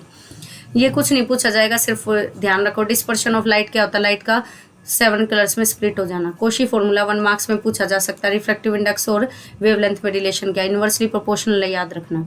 क्वेश्चन कैसे आएगा, क्या मिनिमम डेविएशन का एंगल जो है डिपेंड करता है उस पर रिफ्रैक्टिव इंडेक्स पे, तो बिल्कुल करता है, डायरेक्टली प्रोपोर्शनल है, ध्यान रखना, ठीक है। Delta is directly proportional to refractive index, या refractive index is inversely proportional to wavelength, ठीक है। उसकी डेविएशन सबसे ज़्यादा होगी जिसका रिफ्रैक्टिव इंडेक्स क्या होगा, सबसे ज़्यादा होगा। और रिफ्रैक्टिव इंडेक्स सबसे ज़्यादा किसका होगा, जिसकी वेवलेंथ कम होगी, तो किसका होता है, रेड की वेवलेंथ सबसे ज़्यादा होती है विबग्योर से, और वॉयलेट की वेवलेंथ सबसे कम होती है, तो वॉयलेट की वेवलेंथ क्या होगी, सबसे कम, तो रिफ्रैक्टिव इंडेक्स ज़्यादा, उसमें डेविएशन सबसे ज़्यादा आएगी। जो यहाँ पर ये वॉयलेट कलर होता है इसमें डेविएशन सबसे ज़्यादा होती है, ठीक है। ये रहा नीचे होता है वॉयलेट कलर विबग्योर, ठीक है, उल्टा चलता है ना, तो यहाँ पर देखो सबसे ज़्यादा डेविएशन है। और ये कोशी फॉर्मूला आ सकता है, लैम्डा की पावर 2 और 4 ध्यान रखना। ये इसमें कुछ नहीं करना, एंगुलर डिस्पर्शन वगैरह। एंगुलर डिस्पर्शन ये होता है भाई, एक का दे दिया, ये फॉर्मूला आपने अभी निकाला था, वॉयलेट के लिए वी लगा दो, आर के लिए आर लगा दो, दोनों को माइनस कर दो, तो इस तरह से होगा। डिस्पर्सिव पावर क्या होती है, डिस्पर्सिव पावर यही होती है, इसको इधर ले आओ बस, कि आपके पास एंगुलर डिस्पर्शन कितनी आई है, 2 कलर्स में डिवाइडेड बाय में प्रिज्म में, एंगुलर डिस्पर्शन और नीचे मीन, तो 2 कलर्स में जो आई है उनको माइनस कर दो, वो एंगल की निकलाएगी, क्योंकि ट्राइंगल में 7 कलर होते हैं, तो लास्ट वाले कलर की और ऊपर वाले की दोनों के डेविएशन निकाल दो, और नीचे मीन जो है डेल्टा से डिवाइड कर दो, ये से कट गया तो ये आ गया, इसको डी भी लिख सकते हो। ये ऐसे पूछ जाएंगे, 1 मार्क्स के लिए करवा रही हूँ, ठीक है। अब देखो भाई, यहाँ से लिख के ले लो, एक क्वेश्चन 100% आएगा, ये 5 नंबर में जोड़ता है कई बार क्वेश्चन को। देखो 5 मार्क्स का क्वेश्चन कहाँ से आता है, ठीक है। एक तो 5 मार्क्स का क्वेश्चन ऑप्टिक्स से पक्का आता है, ठीक है, और एक 5 मार्क्स का जो क्वेश्चन आता है आपके पास वो आता है थर्ड यूनिट से, फोर्थ से, ट्रांसफॉर्मर या एसी में से पक्का, ठीक है, ट्रांसफॉर्मर या एसी जनरेटर से। एक ऑप्टिक्स से पक्का होगा, एक क्वेश्चन जो होता है ना वो फर्स्ट यूनिट से भी आ सकता है, थर्ड यूनिट से भी आ सकता है, वो आप पे डिपेंड करता है। तो यहाँ से आता है 5 नंबर का क्वेश्चन, 15 नंबर पक्के किए। तो अब देखो यहाँ पे सिंपल माइक्रोस्कोप है, सबसे पहला इनमें भाई कुछ नहीं छोड़ सकते, यूं के यूं लिखने पड़ेंगे, ये ना ही कोई आपकी कलाकारी चलेगी इसमें, बस मैं इसमें समझा सकती हूँ लिखना कैसे है। तो देखो अगर सिंपल माइक्रोस्कोप आ जाए, ये मत सोचना छोटा नहीं आएगा, ये भी कई बार पूछा गया है। सिंपल माइक्रोस्कोप क्या होता है, वो माइक्रोस्कोप होता है जो कि मैग्नीफाइड इमेज दिखाता है छोटे उनकी ऑब्जेक्ट्स की, वर्चुअल बनाता है, इरेक्ट बनाता है और मैग्नीफाइड इमेज बनाता है, ये लिखोगे। उसके बाद ये डायग्राम यूं का यूं जो अभी मैंने बताया था, देखो कैसे, ये आपके पास लेंस है, यहाँ पर ऑब्जेक्ट को प्लेस कर दो, ये जाएगी तो यहाँ पर कहाँ से निकलेगी, ये फोकस से निकलेगी, ठीक है। अब उसके बाद एक सेंटर ऑफ कर्वेचर से निकाल दो, तो ये रे जो आपकी आपस में मीट नहीं हो रही, कहीं यहाँ कहीं मीट होंगी, ठीक है। तो ये होता है कि ये आपस में इस तरह से डाइवर्जिंग दिखती हैं, तो ये आपके पास केस होता है। तो ये आपके पास क्या होंगी, कहीं बैक में मिलेंगी, बैक में मिलेंगी तो आपने क्या कर दिया, इनको ज्वाइन कर दिया। अब इनको ज्वाइन कर दिया, जो ऑब्जेक्ट एंगल बनाता है वो अल्फा बनाता है, जो इमेज बनाती है वो बीटा बनाती है। आपको निकालनी होगी सब में मैग्नीफाइंग पावर। मैग्नीफाइंग पावर क्या होती है, beta by alpha. Magnifying power क्या होती है, बीटा बाई अल्फा, ठीक है। और बीटा कैसे निकलेगा, 10 बीटा निकाल दो बाई में 10 अल्फा। 10 बीटा कैसे निकलेगा, परपेंडिकुलर बाई बेस। ये ट्राइंगल मैंने बनवा दी बीटा वाली, ये एक ट्राइंगल बन गई, ये अल्फा वाली बन गई छोटी, दोनों में 10 निकाल दो। और मैग्नीफाइंग पावर या एंगुलर मैग्निफिकेशन को डिफाइन भी करोगे, यहाँ पे कंस्ट्रक्शन लिखोगे, हेडिंग, पहले ये लाइन लिखोगे, फिर ये लिखोगे, फिर कंस्ट्रक्शन की कैसे कैसे रे आपने ली अपनी लैंग्वेज में लिखना। इसको कोई ज़रूरत नहीं है कि प्रिंसिपल एक्सिस ये है, यहाँ पर कोई आई थी उसने देखा, यहाँ पे इमेज बन गई। मैग्निफिकेशन, मैग्नीफाइंग पावर को डिफाइन करोगे, डेफिनेशन में कि ये होती है एंगल डिवाइडेड बाय में दिस एंगल, ये जो इमेज ने एंगल बनाया डिवाइडेड बाय दिस। तो देखो अभी बताइए 10 से निकलते हैं, ठीक है। निकाल लिया 10 बीटा और 10 अल्फा, यहाँ तक आप निकाल लोगे, ठीक है। अब अगर आप चाहो तो ये v बाई यू आ गया मैग्नीफिकेशन। आपको पता लेंस फॉर्मूला ये होता है, इसको v से क्या कर दो, डिवाइड। v से क्यों डिवाइड मल्टीप्लाई किया, v से मल्टीप्लाई इसलिए किया था कि हमें v बाई यू मिल जाए। तो v से मल्टीप्लाई करते ये से कट गया, यहाँ v बाई यू बन जाएगा, तो यहाँ पे मुझे मिल गया v बाई यू। अब v बाई यू आते इसको m पुट कर दो, मैग्नीफिकेशन जो इस फॉर्मूले में थी, तो m की वैल्यू आ गई ये। लेकिन यहाँ पर एक चीज़ ध्यान रखने वाली है, d कहाँ से आया। d क्या होता है, d होता है भाई लीस्ट डिस्टेंस। इसका मतलब ये है कि कम से कम डिस्टेंस पे बननी चाहिए इमेज, तो v की वैल्यू को आपको d लेना है लास्ट में, ठीक है। और लेफ्ट साइड में है तो माइनस का d होगा। अब यहाँ पे ये भी पूछ सकते हैं इसे कहाँ यूज़ करते हैं, ज्वेलरी शॉप पे यूज़ करते हैं, बैंकक्रप्ट वगैरह से बचाने के लिए वर्नियर स्केल वगैरह पे यूज़ करते हैं। तो ये आपको आना चाहिए, भी बहुत बार पूछा गया, इजी करके यही दे देते हैं, तो यहाँ तक करना है, ठीक है। नेक्स्ट आ जाओ कंपाउंड। भाई वो तो छोटा जो है देखता था जरूर था, लेकिन उसमें जो है इतनी वो नहीं थी, हाईली मैग्नीफाइड इमेज नहीं देता था, ये इसीलिए लिया गया हाईली मैग्नीफाइड। कंस्ट्रक्शन में क्या है, इसमें 2 लेंस है, एक ऑब्जेक्टिव है एक आई लेंस है। ऑब्जेक्टिव जिसके आगे ऑब्जेक्ट रखा होगा, वहाँ पर क्या था, ये मिल नहीं रही थी, यहाँ पे इन्हें मिला दिया, ठीक है, इन्हें मिला दिया, ऐसे डिस्टेंस पे रखा। ये इसका फोकस है ऑब्जेक्टिव का, ये किसका है, इसका है। अब जो इसकी इमेज बनेगी वो इसके लिए ऑब्जेक्ट बनेगी, ठीक है, वो इसके लिए ऑब्जेक्ट बन गई। ऑब्जेक्ट बनते ही आपने फिर से ये एंगल अल्फा, ये बीटा, और ये आपको लिखना है। इसमें अरेंज कैसे करते हैं भैया, आगे पीछे करके कि कहाँ पे फोकस आएगा, वो होती है रैक एंड पिनियन अरेंजमेंट। क्या बोलते हैं, रैक एंड पिनियन अरेंजमेंट, ठीक है। मैंने आपको समझा दिया, आप बहुत बार कर चुके हो, ये टॉपिक तो सबको याद हो जाता है क्योंकि हर कोई बताता है ये इंपॉर्टेंट है, इसीलिए मैं इस पर ज़्यादा टाइम नहीं लगा रही। और फिर भी किसी को चाहिए ना इनकी वीडियो अच्छे से, तो मैंने अपने चैनल पे डाल रखी है रे ऑप्टिक्स में, जो है आपको सारी मैंने लिखवा भी रखा कि क्या क्या लिखना है इनमें, ठीक है। तो वो जो है आपको मिल जाएगी, नीचे डिस्क्रिप्शन में दे दूंगी मैं उस वीडियो का लिंक, ठीक है, तो वहाँ से कर लेना।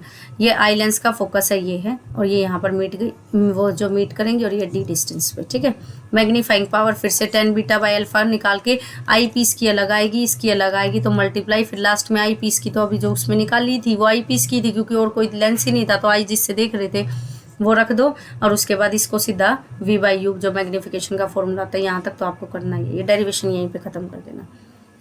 अब आता है टेलीस्कोप। टेलीस्कोप क्या है, दूर की इमेजेस देखनी हो तो आपको टेलीस्कोप लेना पड़ेगा, ठीक है। दूर की इमेजेस देखनी हो तो क्या लेना पड़ेगा, टेलीस्कोप। टेलीस्कोप में एस्ट्रोनॉमिकल भी पूछ सकते हैं, और कैस्केडियन और न्यूटोरियन ज़्यादा पूछे जाते हैं, ये कम पूछा जाता है, लेकिन फिर भी भाई पूछा जाता है, पूछ ले। तो ये देखो दूर पे ऑब्जेक्ट है, दूर से दूर वाले ऑब्जेक्ट्स को देखने के लिए यूज़ किया जाता है, ये लाइनें यूँ की यूँ। उसके बाद ऑब्जेक्टिव लेंस है, किसकी फोकल लेंथ ज़्यादा होती है, तो इसमें लार्ज फोकल लेंथ होती है, लार्ज अपर्चर होती है। जो माइक्रोस्कोप था उसमें मीडियम लेते हैं, मॉडरेट, और उसकी स्मॉल लेती हैं, ठीक है। ये देखो मैं बता देती हूँ, यहाँ पर ये फोकल लेंथ देखो स्मॉल ली जाती है, वेरी स्मॉल, और शॉर्ट अपर्चर होते हैं, याद रखना है इसको। ऑब्जेक्टिव लेंस की जो फोकल लेंथ होती है स्मॉल, और अपर्चर भी शॉर्ट, इसकी जो है मॉडरेट ली जाती है, मीडियम और लार्ज अपर्चर। इसमें उल्टा होता है, ठीक है, इसकी स्मॉल, इसकी लार्ज। मैग्नीफाइंग पावर सेम रहेगी। वही दूर ऑब्जेक्ट होगा, इन्फिनिटी से रे आएंगी, हमेशा पैरेलल में आती है, एंगल बना दिया अल्फा, तो ये यहाँ कहीं मीट होगी। इसके लिए जो है ना आई लेंस के लिए ये फोकस हो जाता है, जो इसका फोकस होता है ना जहाँ मीट कर रही है ये, क्योंकि मैंने बताया था हमेशा इन्फिनिटी से आएंगी फोकस पे मिलेंगी, तो फोकस पे जो मिल गई ना ये रेज, यही फोकस वाली, अब ये फोकस बन गई, इसके भी फोकस पे आ गई, तो फोकस से इन्फिनिटी, इन्फिनिटी से फोकस, तो इसकी इमेज भी कहाँ बन जाती है, इन्फिनिटी पे। इसीलिए आप क्या करते हो, इसमें दोबारा से जो है पहले तो मैग्नीफिकेशन इसकी निकाल दी, फिर आप ऐसे डिस्टेंस पे प्लेस करते हो कि ये इस पे जो आई लेंस का फोकस है ना उस पे ना बने इसकी इमेज, ऐसे डिस्टेंस पे रखते हो रैक एंड पिनियन अरेंजमेंट करके, और जिससे ये एक पर्टिकुलर फाइनाइट डिस्टेंस पे मीट कर जाती है। तो ये ए भी था, ए डैश बी डैश इसने इमेज बनाई, फाइनल इमेज बनी A double dash B double dash. फिर से क्या निकाल दो, मैग्नीफिकेशन, यहाँ तक करना है, ठीक है। इसका यूज़ कहाँ करते हैं, इसमें इमेज जो होती है इन्वर्टेड बनती है, ये ध्यान रखना, इन्वर्टेड इमेज बनती है, 1 मार्क्स में पूछ सकते हैं। तो ये यहाँ तक आपको करना है, ये भी ठीक है, कुछ नहीं करना, 10 बीटा बाई 10 अल्फा। फिर भी चाहिए तो मेरे चैनल पे वीडियो है। अब भाई ये पक्का, ये भी 100% है, किसी ना किसी कोड में देख लेना, कैसग्रेनियन और न्यूटोनियन। कैसग्रेनियन जो है, क्योंकि ये कोड वाइज आएंगे भैया क्वेश्चन, ऑप्टिक्स से बिना कोड के नहीं आएंगे। कैसग्रेनियन और न्यूटोनियन टेलीस्कोप है ना, ये रिफ्लेक्टिंग है। कैसे है ये ध्यान रखना, ये वाले टेलीस्कोप रिफ्लेक्टिंग टेलीस्कोप है, और ये वाला कैसा था, रिफ्रैक्टिंग था। ये कैसे थे, लाइट क्या कर रही थी, रिफ्रैक्ट कर रही थी, और अब कैसे हैं ये, रिफ्लेक्टिंग। तो रिफ्लेक्टिंग टेलीस्कोप आपके पास वो टेलीस्कोप होते हैं जिसमें मिरर यूज़ करोगे आप। देखो यहाँ से आपने जो है रेज आई इन्फिनिटी से, यहाँ पर एक ऑब्जेक्टिव मिरर रखा हुआ है, यहाँ से फिर टकरा के वापस एक और मिरर रख दिया, और यहाँ पर आई पीस में बना दी। इसका फ़ायदा क्या है, ये पैराबोलिक यूज़ करते हो, कैसग्रेनियन ने इसे डेवलप किया था। इसमें इमेज जो है ना बहुत ब्राइटर बनती है और अच्छी बनती है, ठीक है। उसके बाद न्यूटोनियन था, मैग्नीफिकेशन सीधा लिखो, ऑब्जेक्टिव बाय आई पीस की, ये r/2 होता, कोई डेरिवेशन नहीं। फिर पैराबोलिक आया, इसमें क्या कर दिया, यहाँ पर प्लेन मिरर लगा लिया, वहाँ स्फेरिकल लगाया था, और इसे 45 डिग्री से प्लेस कर दिया न्यूटोनियन में, ठीक है। इसका फ़ायदा क्या था, नो क्रोमेटिक एबिरेशन। क्रोमेटिक का मतलब कलर में कोई भी एबिरेशन, कोई भी डिफेक्ट नहीं मिले, ब्राइटर इमेज मिली। स्फेरिकल का मतलब है एंगल में कोई चेंज नहीं मिला। एबिरेशन होते हैं डिफेक्ट, क्या होते हैं, डिफेक्ट्स, ठीक है। और मिरर जो है पॉलिशिंग वगैरह करनी है तो प्लेन मिरर है तो एक ही तरफ से करनी पड़ेगी। रिजोल्यूशन अच्छा मिलेगा, रिजोल्यूशन का मतलब होता है अच्छी इमेज मिलेगी। ब्राइट जो इमेज है उसकी ऑप्टिकल क्वालिटी अच्छी होगी, तो ये एडवांटेज भी पूछी जाती है भाई। इनमें मैं कुछ नहीं छुड़वाऊंगी। ये है आपके पास रे ऑप्टिक्स, जिसमें आपके पास यूँ मान लो 8 नंबर तो कहीं नहीं गए, 9 भी हो सकते हैं, ठीक है। 8 से 9 नंबर गारंटेड। जिसने इतना कर लिया ना ऑप्टिक्स में 100% आएंगे, लिख के ले लो, ठीक है। और जिसमें 5 नंबर में अगर ऑप्शन में क्वेश्चन मिल गया तो यहाँ पर ही आपके 12 नंबर भी कवर हो जाते हैं, अगर ऑप्शन में मिल गया तो। लेकिन वो किस्मत की बात है भाई, ठीक है, उसके लिए मैं गारंटी नहीं लेती। तो अभी हम नेक्स्ट करते हैं वेव ऑप्टिक्स। वेव ऑप्टिक्स तो ज़रूर पढ़ना भाई, जिसने रे नहीं की है या नहीं अच्छी लगती तो वेव तो ज़रूर करना। वेव का एक टॉपिक नहीं छोड़ना, यहाँ से आपके 7 से 8 नंबर जो है आराम से कवर होंगे। कितने, 7 से 8। तो अभी स्टार्ट करते हैं हम अपनी वेव ऑप्टिक्स।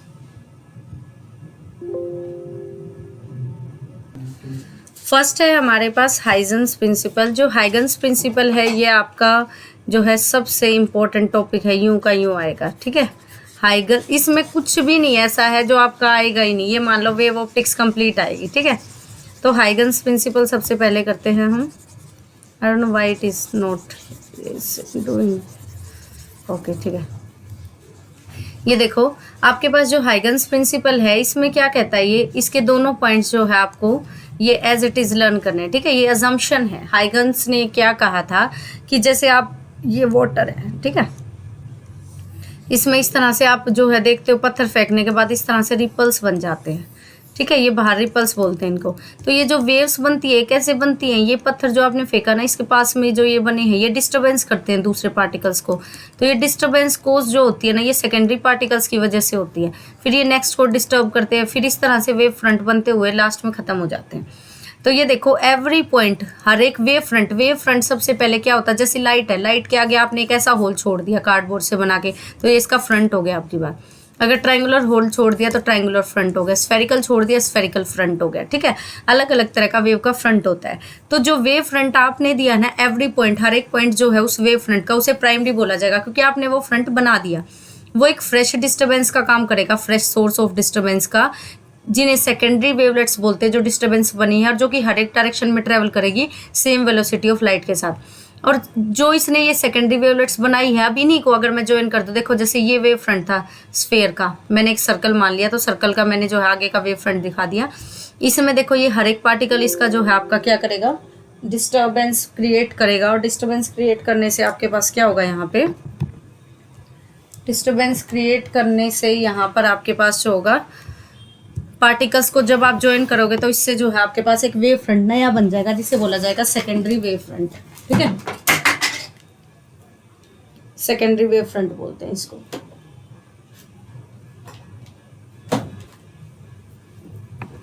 एक्चुअली ये लैपटॉप की बैटरी जो है ड्रेन हो गई थी। अब ये देखो आप यहाँ पर जो है आपके पास वेव फ्रंट, ये ज्वाइन करने के बाद जो है आपके पास नया वेव फ्रंट बन गया, इसे सेकेंडरी वेव फ्रंट बोलते हैं। ठीक है, और ये सारे डिस्टर्बेंस को ज्वाइन करने के बाद बना है। तो ये दोनों पॉइंट यूं के यूं, ये फिर आपने दिखाया प्राइमरी वेव फ्रंट था, हर एक पार्टिकल डिस्टर्ब करके पॉइंट के अराउंड जो स्फेरिकल सरफेस बनाए। ये बैक वेव फ्रंट होता है, इसका कोई काउंट नहीं होता।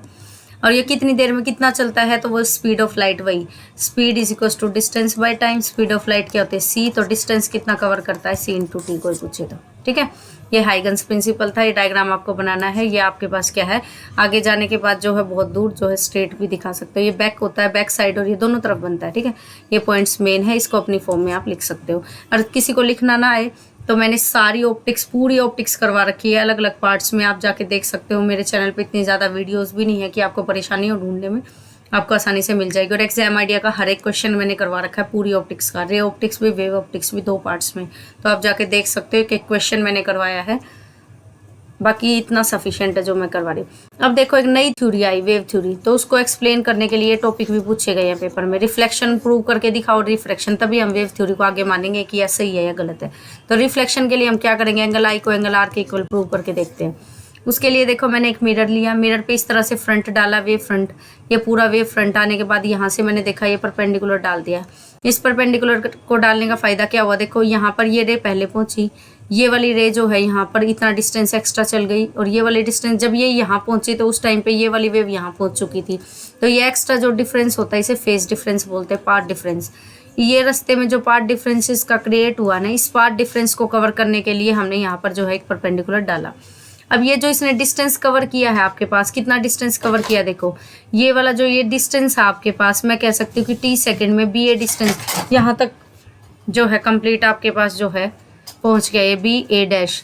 अब ये बी ए डैश जो होगा ये किसके, जो ये इसने डिस्टेंस कवर किया है, ये हमारे पास सेकेंडरी वेवलेट्स में बोल सकती हूँ कि जब ये यहाँ पर पहुंचा तो ये वाली वेव जो है वो यहाँ पर पहुंच चुकी थी, और ये वाली वेव जो है वो यहाँ पर पहुंच चुकी थी।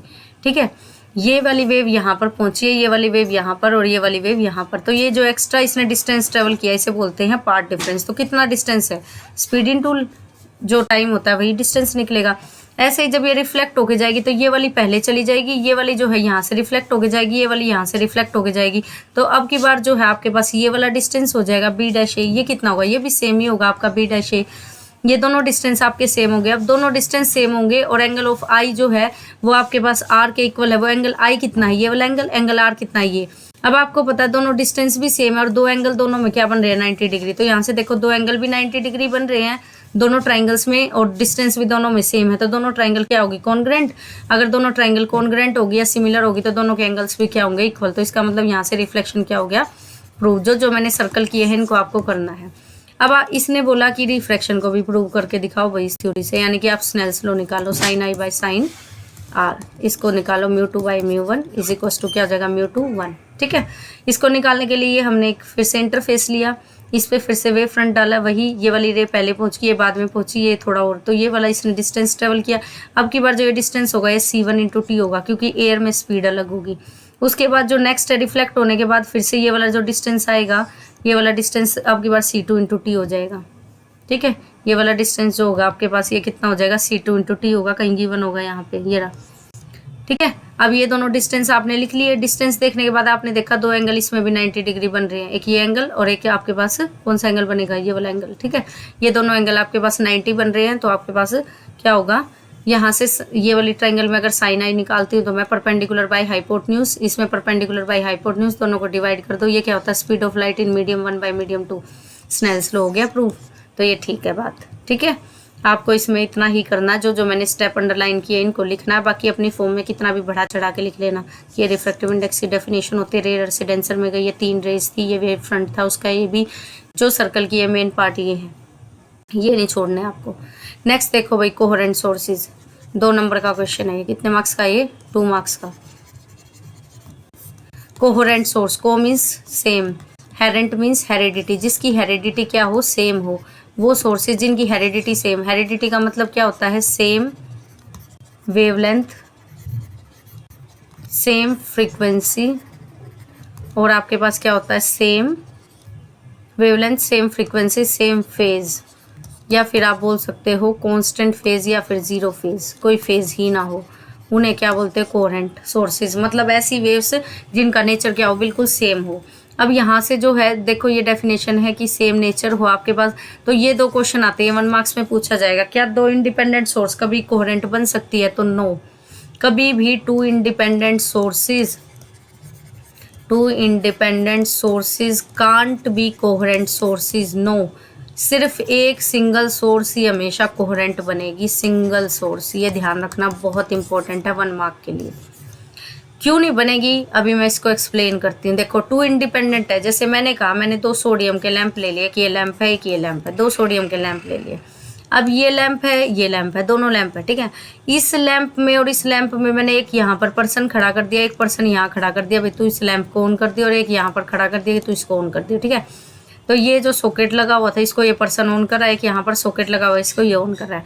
तो मैंने कितनी भी आप कितना भी टाइम मैच कर लेना, लेकिन जैसे इसने ऑन किया, इसने ऑन किया, तो ये दोनों लैंप जो है सेम टाइम पे ग्लो नहीं करते।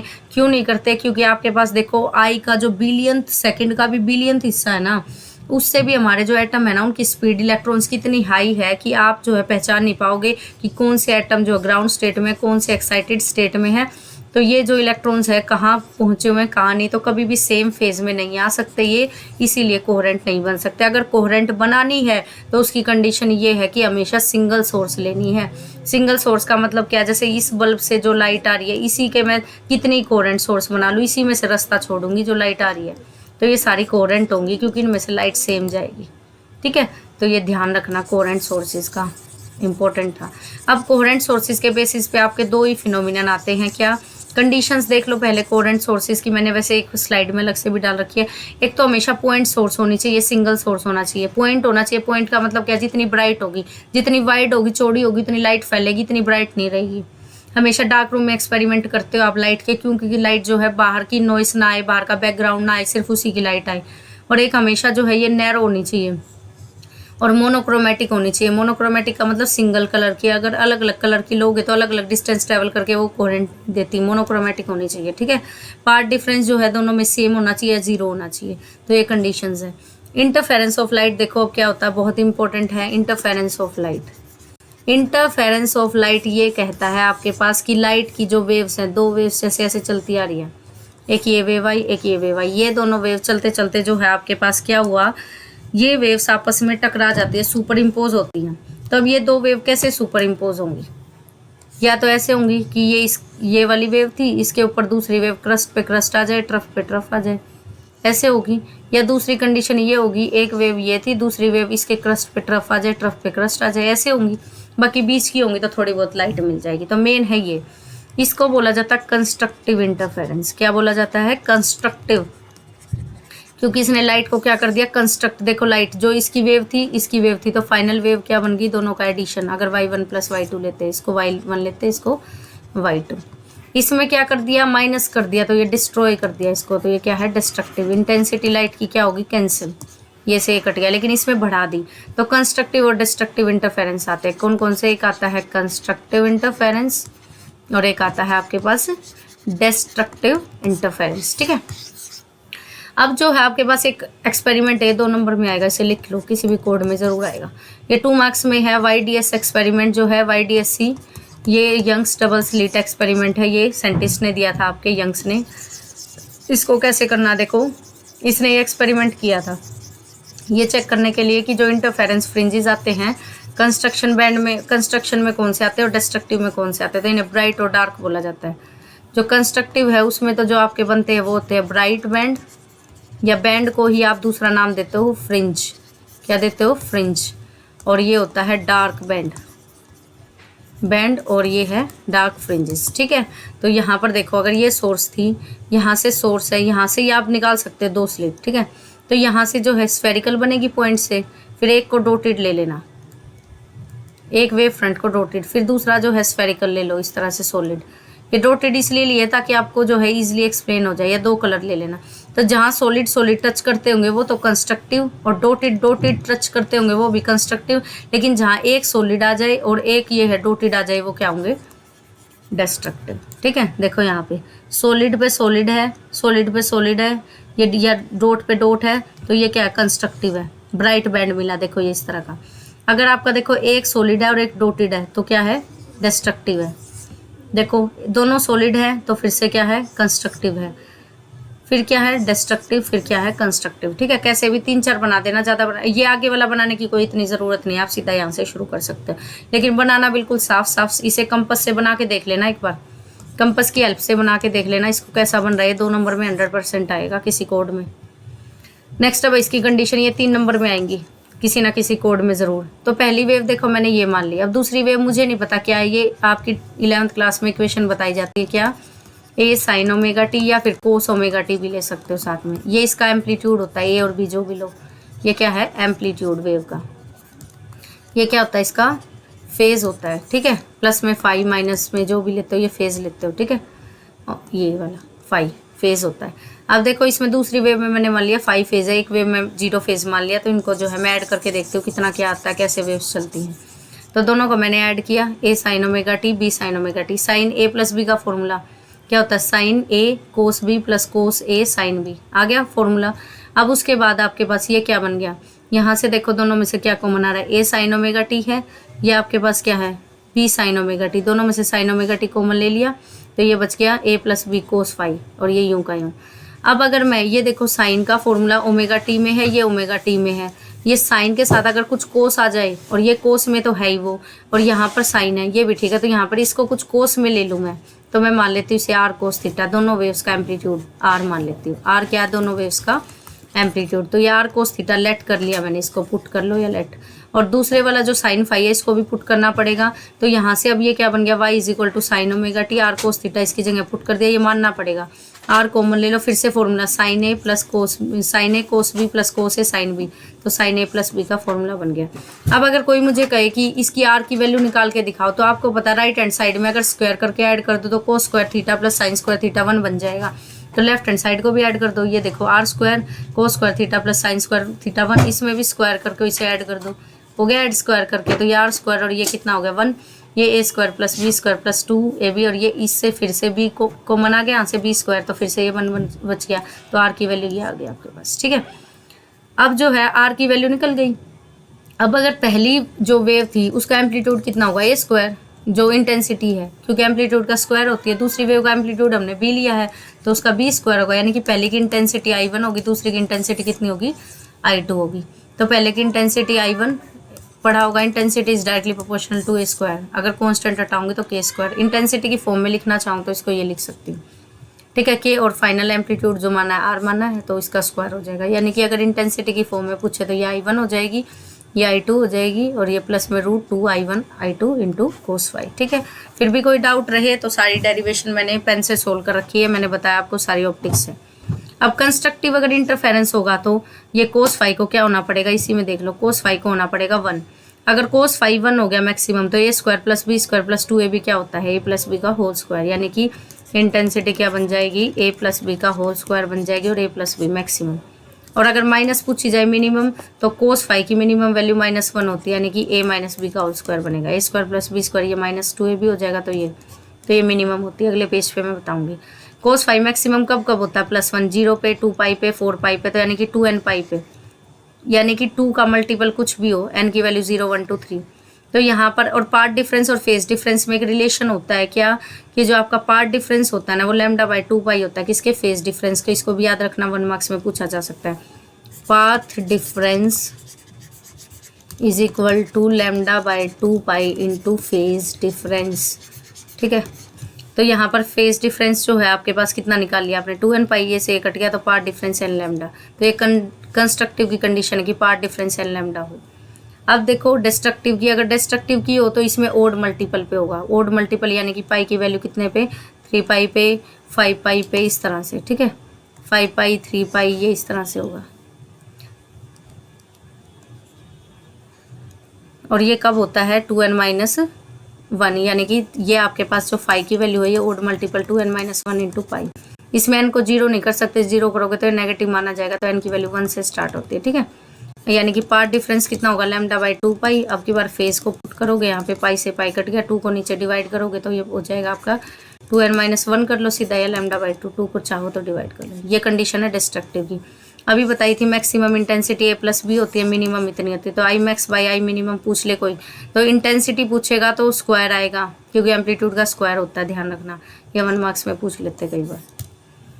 ये कंडीशन 3 नंबर में आएंगी किसी ना किसी सेट में। नेक्स्ट है इंटरफेरेंस, क्या एनर्जी कंजर्वेशन को फॉलो करता है? ये इंटरफेरेंस के साथ पूछा जाएगा तो बिल्कुल करता है, यस। क्वेश्चन आ जाता है इंटरफेरेंस वॉयलेट करता है क्या कंडीशन एनर्जी कंजर्वेशन को? तो नहीं, नो। वॉयलेट का मतलब होता है डिसओबे। कभी आप सोचो ओबे, तो डिसओबे होता है, ठीक है। तो इसमें क्या देखो कैसे पता लगा कि नहीं करता? ये जो आपके पास ओबे करता है इसको, एनर्जी कंजर्वेशन को डिसओबे नहीं करता, वॉयलेट नहीं करता, फॉलो करता है। कैसे करता देखो, 2 वेव ली मैंने, एक की इंटेंसिटी आ गई शुरू में कितनी के, जो आपके पास इंटेंसिटी होती है वो क्या होती है एम्पलीट्यूड का स्क्वायर। तो पहली वेव की इंटेंसिटी आ गई के ए स्क्वायर, दूसरी वेव की कितनी आ गई के बी स्क्वायर। अगर इनका टोटल एवरेज लूँ तो के ए स्क्वायर प्लस के बी स्क्वायर हो जाएगी, ठीक है। अब इसमें से के क्या हो जाएगा कॉमन, ए स्क्वायर प्लस बी स्क्वायर। ये इंटेंसिटी आनी चाहिए दोनों वेव्स की, ठीक है। अब मैंने देखा मेरे मेथड से कितनी आई, मेरे मेथड से जो इंटरफेरेंस होने के बाद आई है मैक्सिमम निकाली थी, मिनिमम अभी बताया मैंने, दोनों का एवरेज निकाल लो। तो ए प्लस बी का होल स्क्वायर क्या होता है, A square plus B square plus 2ab plus A square plus B square minus 2ab। के जो है बाहर कॉमन ले लो, ये आ गया, ये से कट गया 2ab से, तो ये बच गया आपके पास के 2a square plus 2b square. इनमें से भी 2 कॉमन आ जाएगा तो 2k square plus B square. और एवरेज ले रही थी, 2 से 2 कट गया, क्योंकि एवरेज ही लूँगी तो मैक्सिमम और मिनिमम की बात करें, जब 2 पीक पॉइंट की बात होती है तो हम हमेशा एवरेज लेते हैं। तो आपने देखा ये सेम आ गई भाई, और यही इनकी अकेली की थी, तो इसका मतलब एनर्जी कहीं ख़त्म नहीं हुई, एनर्जी क्या हुई है, सेम है एनर्जी। तो इसका मतलब एनर्जी कंजर्वेशन फॉलो हो रहा है, ठीक है। ये क्वेश्चन आपके पास इंपॉर्टेंट है इंटरफेरेंस से। नेक्स्ट एक फ्रिंज विड्थ का क्वेश्चन है, जिससे 1 नंबर का क्वेश्चन आएगा। अब इसकी डेरिवेशन सिलेबस में नहीं रही है, ये कंडीशंस भी पूछ सकते हैं। एक तो कोरेंट सोर्स होनी चाहिए, एम्पलीट्यूड इंटेंसिटी सबकी बिल्कुल सेम होनी चाहिए, सोर्स जो है इतनी स्मॉल एनफ होनी चाहिए कि जो पॉइंट सोर्स की तरह मान ले, ताकि लाइट जो है ब्राइट हो। आप सोचो कभी चौड़ी लेनी है, चौड़ी नहीं लेनी, पॉइंट सोर्स लेना ताकि लाइट अच्छी मिले। उसके बाद जो है नियर बाय होने चाहिए, ज़्यादा दूर नहीं रखने चाहिए। आपके पास ये भी बताऊंगी 2 स्टेप कैसे हैं, ठीक है। सोर्स मस्ट एमिट, सोर्स जो है सेम स्टेट ऑफ पोलराइजेशन बोलो या मोनोक्रोमेटिक बोलो, एक कर लेना इसमें से याद। इसमें देखो आप फ्रिंज विड्थ, जो ये फ्रिंजेस बनते हैं ना ब्राइट डार्क बैंड, ये सेम स्पेस पे बनते हैं, और उनकी जो विड्थ होती है उसे बीटा से लिखते हो। किससे लिखते हो, बीटा से। अब ये सिलेबस में नहीं है। Fringe width is equal to beta lambda capital D by small D. तो लैम्डा तो वेवलेंथ होती है, कैपिटल डी होता है सोर्स और स्क्रीन का डिस्टेंस, सोर्स स्क्रीन डिस्टेंस, ठीक है। और स्मॉल डी होता है स्लिट के बीच का डिस्टेंस, स्लिट। तो अब देखो यहाँ पर अगर सोर्स थी, ये स्लिट बना दिया आपने 2, और ये स्क्रीन है, तो ये डिस्टेंस सोर्स और स्क्रीन का तो कैपिटल डी है, और ये इनका डिस्टेंस स्लिट्स का आपस में डी है। तो ये डिस्टेंस तो कम से कम होना चाहिए, ये वाला डिस्टेंस जो है आपके पास क्या होना चाहिए, अगर ब्राइट फ्रिंज अच्छे जाते हो आप तो ये डिस्टेंस तो जो है ज़्यादा होना चाहिए इनके बीच का, इनके आपस का। और ये डिस्टेंस जो है सोर्स और स्क्रीन का क्या होना चाहिए, ये ज़्यादा होना चाहिए, कम होना चाहिए, ठीक है। ये स्मॉल डी जो है ये कम होना चाहिए ताकि ये अच्छे डिस्टेंस पे बन जाए, ये स्मॉल डी कम हो और कैपिटल डी क्या हो, ज़्यादा हो। स्क्रीन थोड़ी दूर रखिए ताकि अच्छा पैटर्न आपको दिखे। तो ये यही चीज़ है कि सोर्स और स्क्रीन जो है इतनी दूर होनी चाहिए ताकि अच्छे फ्रिंजेस बन जाए, वाइड बने, हमें अच्छे दिखे। और एमिट जो है ये जो है नियर रखे होने चाहिए। इंटरफेयरिंग सोर्स का मतलब ये दोनों स्लिट्स जो इंटरफेयर करेंगी, इसकी वेव और इसकी वेव पास पास होंगी तभी तो अच्छे से ओवरलैप होंगी ना। ये अब सिलेबस में नहीं है, ठीक है। तो ये बस मैंने आपको बता दिया। यहाँ से क्वेश्चन आ सकता है कैसे, कि ये दे दें कि ये डी को डबल कर दिया तो ये इस पे क्या फ़र्क पड़ेगा। अगर डी को डबल कर दें 2, बाकी सेम रख दिया तो देखो फ्रिंज विड्थ पूरी की पूरी 2 हो जाएगी। पहले बीटा थी, ये फॉर्मूले में 2 टाइम्स होगी। इसको 2 कर देंगे और बाकी सेम रख दे तो हाफ हो जाए। दोनों को 2 कर देंगे हाफ, जैसे भी हो तो यहाँ पे पुट करके देख लेना, ठीक है। मैथ के अकॉर्डिंग ऐसा क्वेश्चन ज़रूर आएगा ये। नेक्स्ट है लास्ट टॉपिक इस यूनिट का, डिफ्रैक्शन। डिफ्रैक्शन क्या होता है? सिंगल स्लिट का होता है। किसका होता है? सिंगल स्लिट का।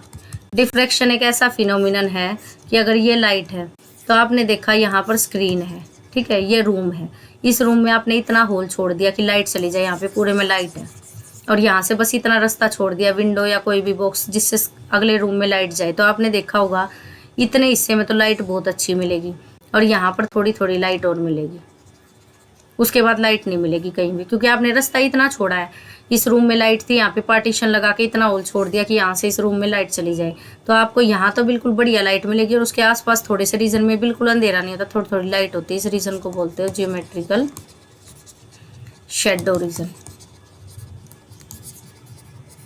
डायग्राम से जरूर समझाना हर एक चीज़ को, जो तुम्हें समझ में आ जाए। मैंने तुम्हें रटवाया नहीं है, सब कुछ आपको आना चाहिए, तो डायग्राम से समझा देना। कोई नहीं पढ़ेगा क्या लिख रहे हो, फिर लिखना जरूर पर, लेकिन पढ़ता कोई नहीं है फिर डायग्राम देख के।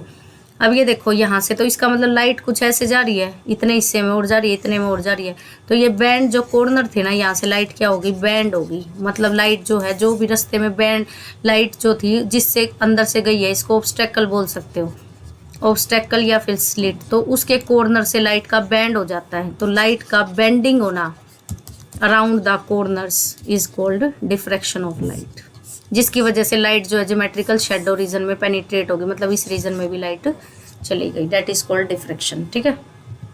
ये देखो ये दिखा रखा है, ये वाला बना देना डायग्राम। उसके बाद ये है एक लास्ट डेरिवेशन है, इसमें एक ही डेरिवेशन है, ये डेरिवेशन है, तो ये आएगी 100% diffraction of light at a single slit. Wave optics से कुछ भी ऐसा नहीं है जो मैं कह दूँ छोड़ दो, और वेव ऑप्टिक्स खत्म भी होगी, ये लास्ट टॉपिक है। देखो क्या है, सिंगल स्लिट से है, ये आपने जो है सोर्स रख दी, इससे लाइट जो है काफ़ी डायरेक्शंस में जा रही थी, तो यहाँ पर एक आपने कन्वेक्स लेंस लगा दिया, जिससे लाइट क्या होगी? पैरेलल होगी। पैरेलल होगी, यहाँ पर आपने कोलीमेटर या स्लिट बोल दो, तो अभी बताया मैंने, यहाँ से टकराएगी, ज्योमेट्रिकल शेडो रीजन में भी जाएगी। अब एक पॉइंट पे फोकस करवाने के लिए मैंने इन सारी लाइटों को क्या कर दिया? फिर से एक लेंस लगा दिया, सारी एक पॉइंट पे फोकस होगी। लेकिन आपके पास जो है ऊपर भी लाइट मिलती है, नीचे भी मिलती है, तो मैं एक तरफ पढ़ लेती हूँ, पी पॉइंट पे ऊपर, तो ये सारी की सारी थोड़ा थोड़ा डेविएट होगी थीटा एंगल से, ठीक है। और ये इसकी क्या? स्लिट की विड्थ। तो इसकी थ्योरी क्या है? इसमें आसानी से देखो आप देख सकते हो क्या है, अगर ये पूरा डिस्टेंस ए मान लिया मैंने और ये थीटा है, तो ये जो एक्स्ट्रा इसने रास्ता ट्रेवल किया है ना, इसे बोलते हो पाथ डिफरेंस। क्या बोलते हो? Path difference. और जो कितना हो जाएगा? ए साइन थीटा। क्यों? क्योंकि ये क्या है? परपेंडिकुलर, और परपेंडिकुलर बाय हाइपोटेन्यूज क्या होता है? Sine theta. तो ये निकला है आपके पास ए साइन थीटा, तो यानी कि एक्स्ट्रा जो रास्ता ट्रेवल किया ए साइन थीटा। अब आप पे डिपेंड करता है, ये देखना पड़ेगा क्या ये एन लैम्डा बनेगा या फिर 2n-1 लैम्डा बाई 2 बनेगा, मतलब कंडीशन कंस्ट्रक्टिव की बनेगी या डिस्ट्रक्टिव की बनेगी, ये देखना है।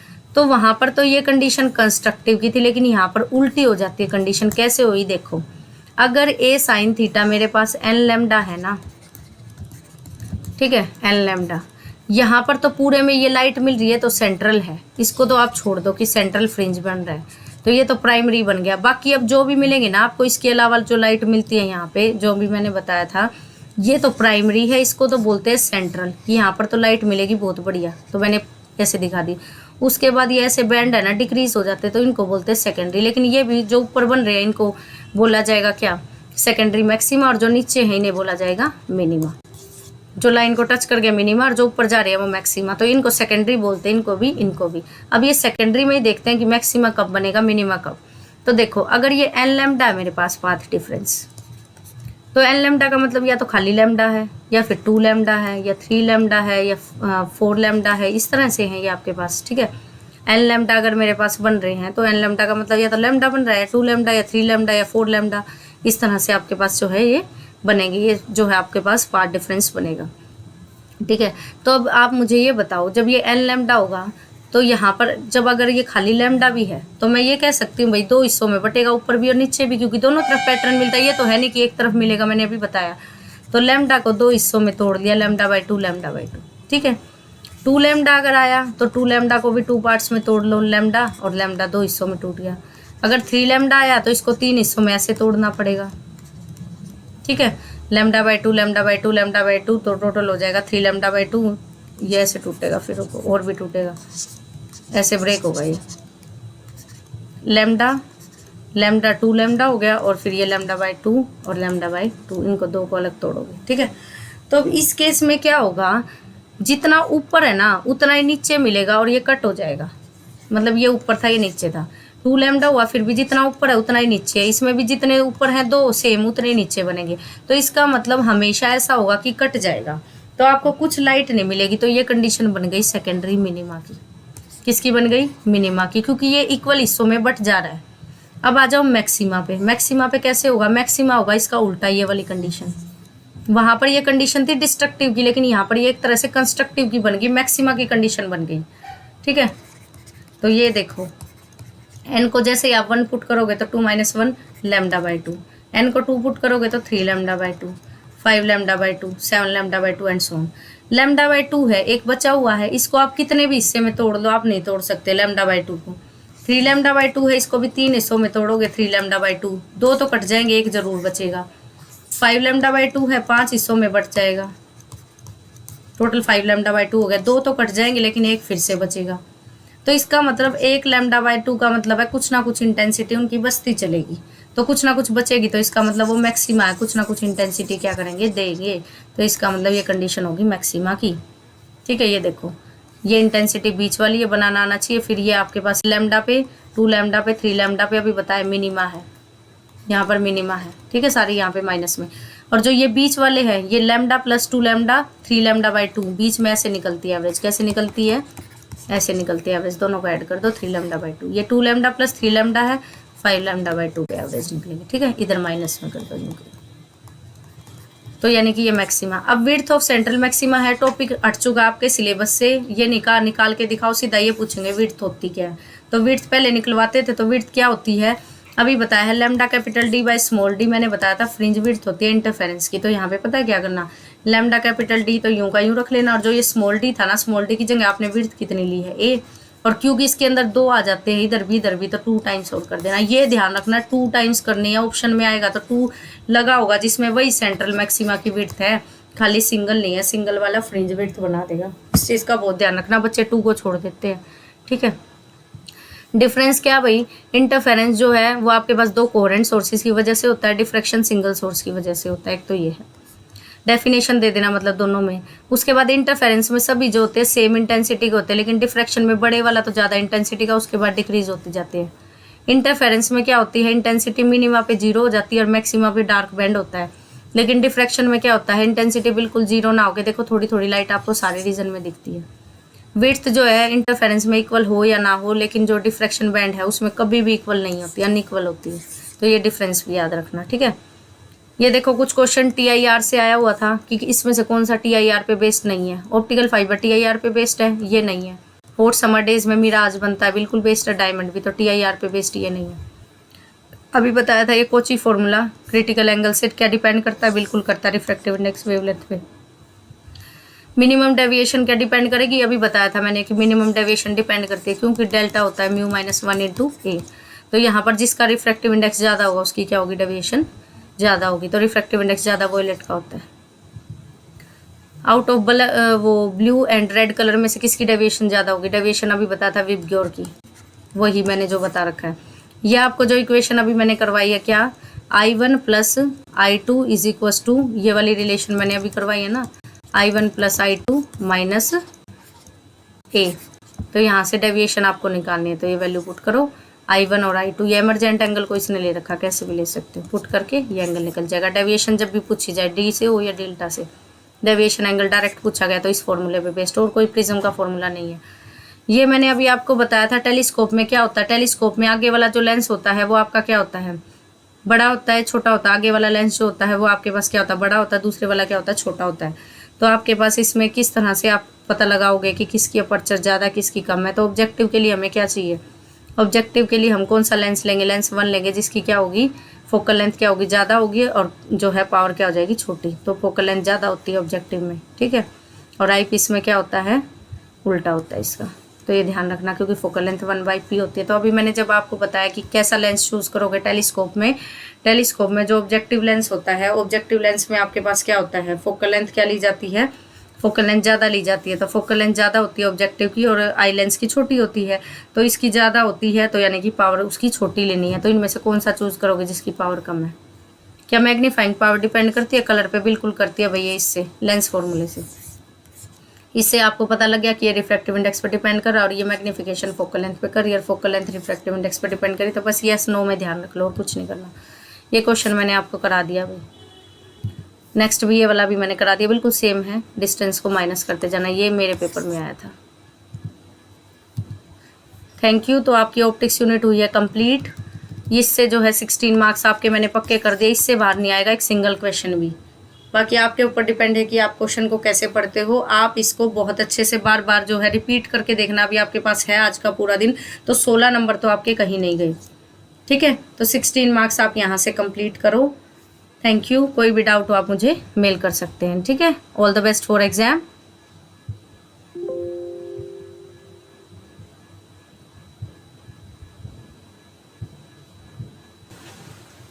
सेकंड और जो आपके पास 5th यूनिट है, उसकी जो मैं वीडियो है दोबारा से रिकॉर्ड कर रही हूँ, क्योंकि उसमें जो है कुछ इशू आ गया था टेक्निकल, जिसकी वजह से स्क्रीन शो नहीं हो रही है, तो दोबारा से कर रहे हैं। ये देखो सेकंड यूनिट आपके पास, सेकेंड यूनिट जो है 6 मार्क्स को कवर करती है। सबसे पहले करंट एक स्केलर क्वांटिटी है, और करंट क्या होता है, आपके पास चार्जेस का मोशन होता है एक पॉइंट से दूसरे पॉइंट पे। ठीक है, यानी कि dq/dt कितना जो है चार्ज कितने टाइम में गए, और डायरेक्शन जो होती है करंट की हमेशा पॉजिटिव टू नेगेटिव होती है। एम्पियर इसकी एसआई यूनिट होती है, ध्यान रखना। अब आपके पास जो है इलेक्ट्रिक करंट कंडक्टर में पूछा जा सकता है, तो ये क्वेश्चन आ सकता है कि इलेक्ट्रिक फील्ड अगर नहीं है तो क्या करंट होगा? बिल्कुल भी नहीं होगा, नो। क्यों? क्योंकि इलेक्ट्रॉन जो है आपके रैंडम डायरेक्शन में होंगे। अगर इलेक्ट्रॉन्स रैंडम डायरेक्शन में होंगे तो आपके पास क्या होगा, इलेक्ट्रॉन रैंडम डायरेक्शन में एक दूसरे को कैंसिल कर देंगे, कोई मोशन नहीं आएगा, तो इसलिए कोई करंट नहीं होगा। लेकिन जैसे ही आपने करंट को अप्लाई कर दिया तो हाँ, इलेक्ट्रॉन सारे एक डायरेक्शन में मूव करेंगे पॉजिटिव इलेक्ट्रोड की तरफ, जिस केस में आपको क्या मिलेगा, करंट मिलेगा।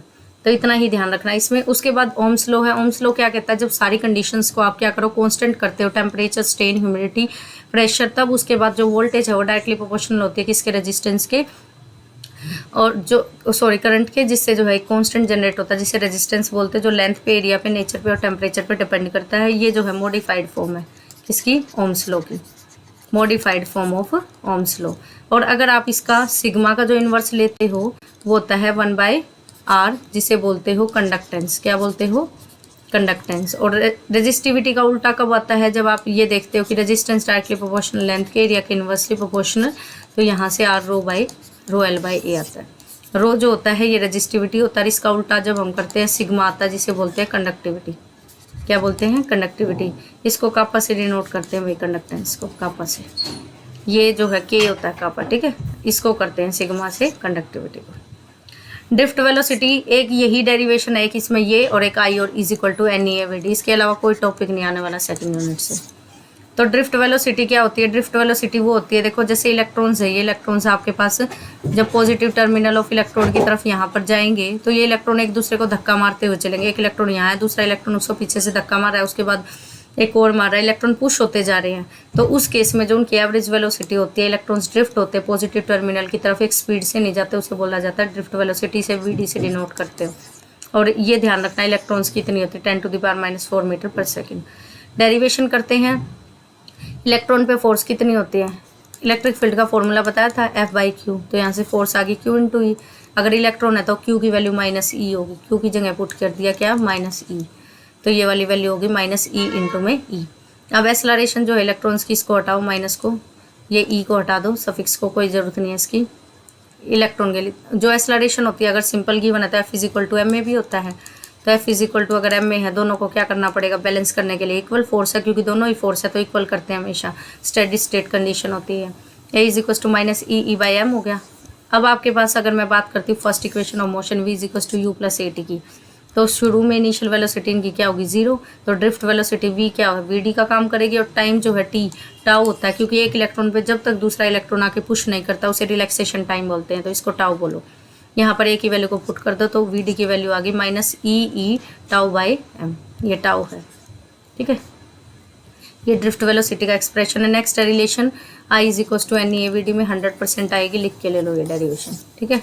100% क्या करना है, सिंपली एक कंडक्टर मानना है, इसको इलेक्ट्रोड इससे जोड़ना है। इसमें आपको नहीं पता कितने इलेक्ट्रॉन है, लेकिन उसका वॉल्यूम तो पता है। वॉल्यूम क्या होता है, एरिया इंटू में जितना डिस्टेंस आपने मान लिया। अगर पूरे का भी मान लो, पूरे में मान लो कंडक्टर, कोई दिक्कत नहीं है, डी डिस्टेंस मान लिया, ठीक है। आप इसमें यही वाला डायग्राम भी बना सकते हो, ठीक है। और इसमें डी लेंथ मान सकते हो या एल मान सकते हो, आपकी मर्जी। एन ई से क्यों मल्टीप्लाई किया, क्योंकि एक इलेक्ट्रॉन पे चार्ज ई है और हमें नहीं पता कितने इलेक्ट्रॉन है, तो एन से मल्टीप्लाई कर दिया, तो यानी कि टोटल चार्ज इतना है इस पूरे कंडक्टर में। टाइम क्या होता है, स्पीड बाय वो वेलोसिटी। टाइम क्या होता है, डिस्टेंस बाय स्पीड। डिस्टेंस कितना ट्रेवल कर रहा है, इसने इतना हिस्सा लिया है तो डी ट्रेवल कर रहा है, चाहे डी पूरा मान लो।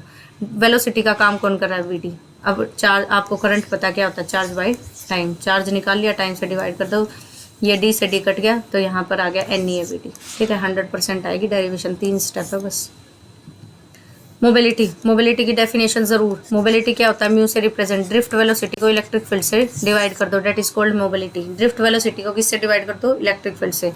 इसकी जो एसआई यूनिट है ये भी पूछी जाती है, मीटर स्क्वायर पर वोल्ट सेकेंड, ठीक है। टेम्परेचर डिपेंडेंस जो है रेजिस्टेंस का, आपको ये इसको करने की कोई ज़रूरत नहीं है, सिर्फ इनको करना। ये ग्राफ ध्यान रखना, ये 3 ग्राफ है, इंपॉर्टेंट है। ये किसका है, कॉपर का।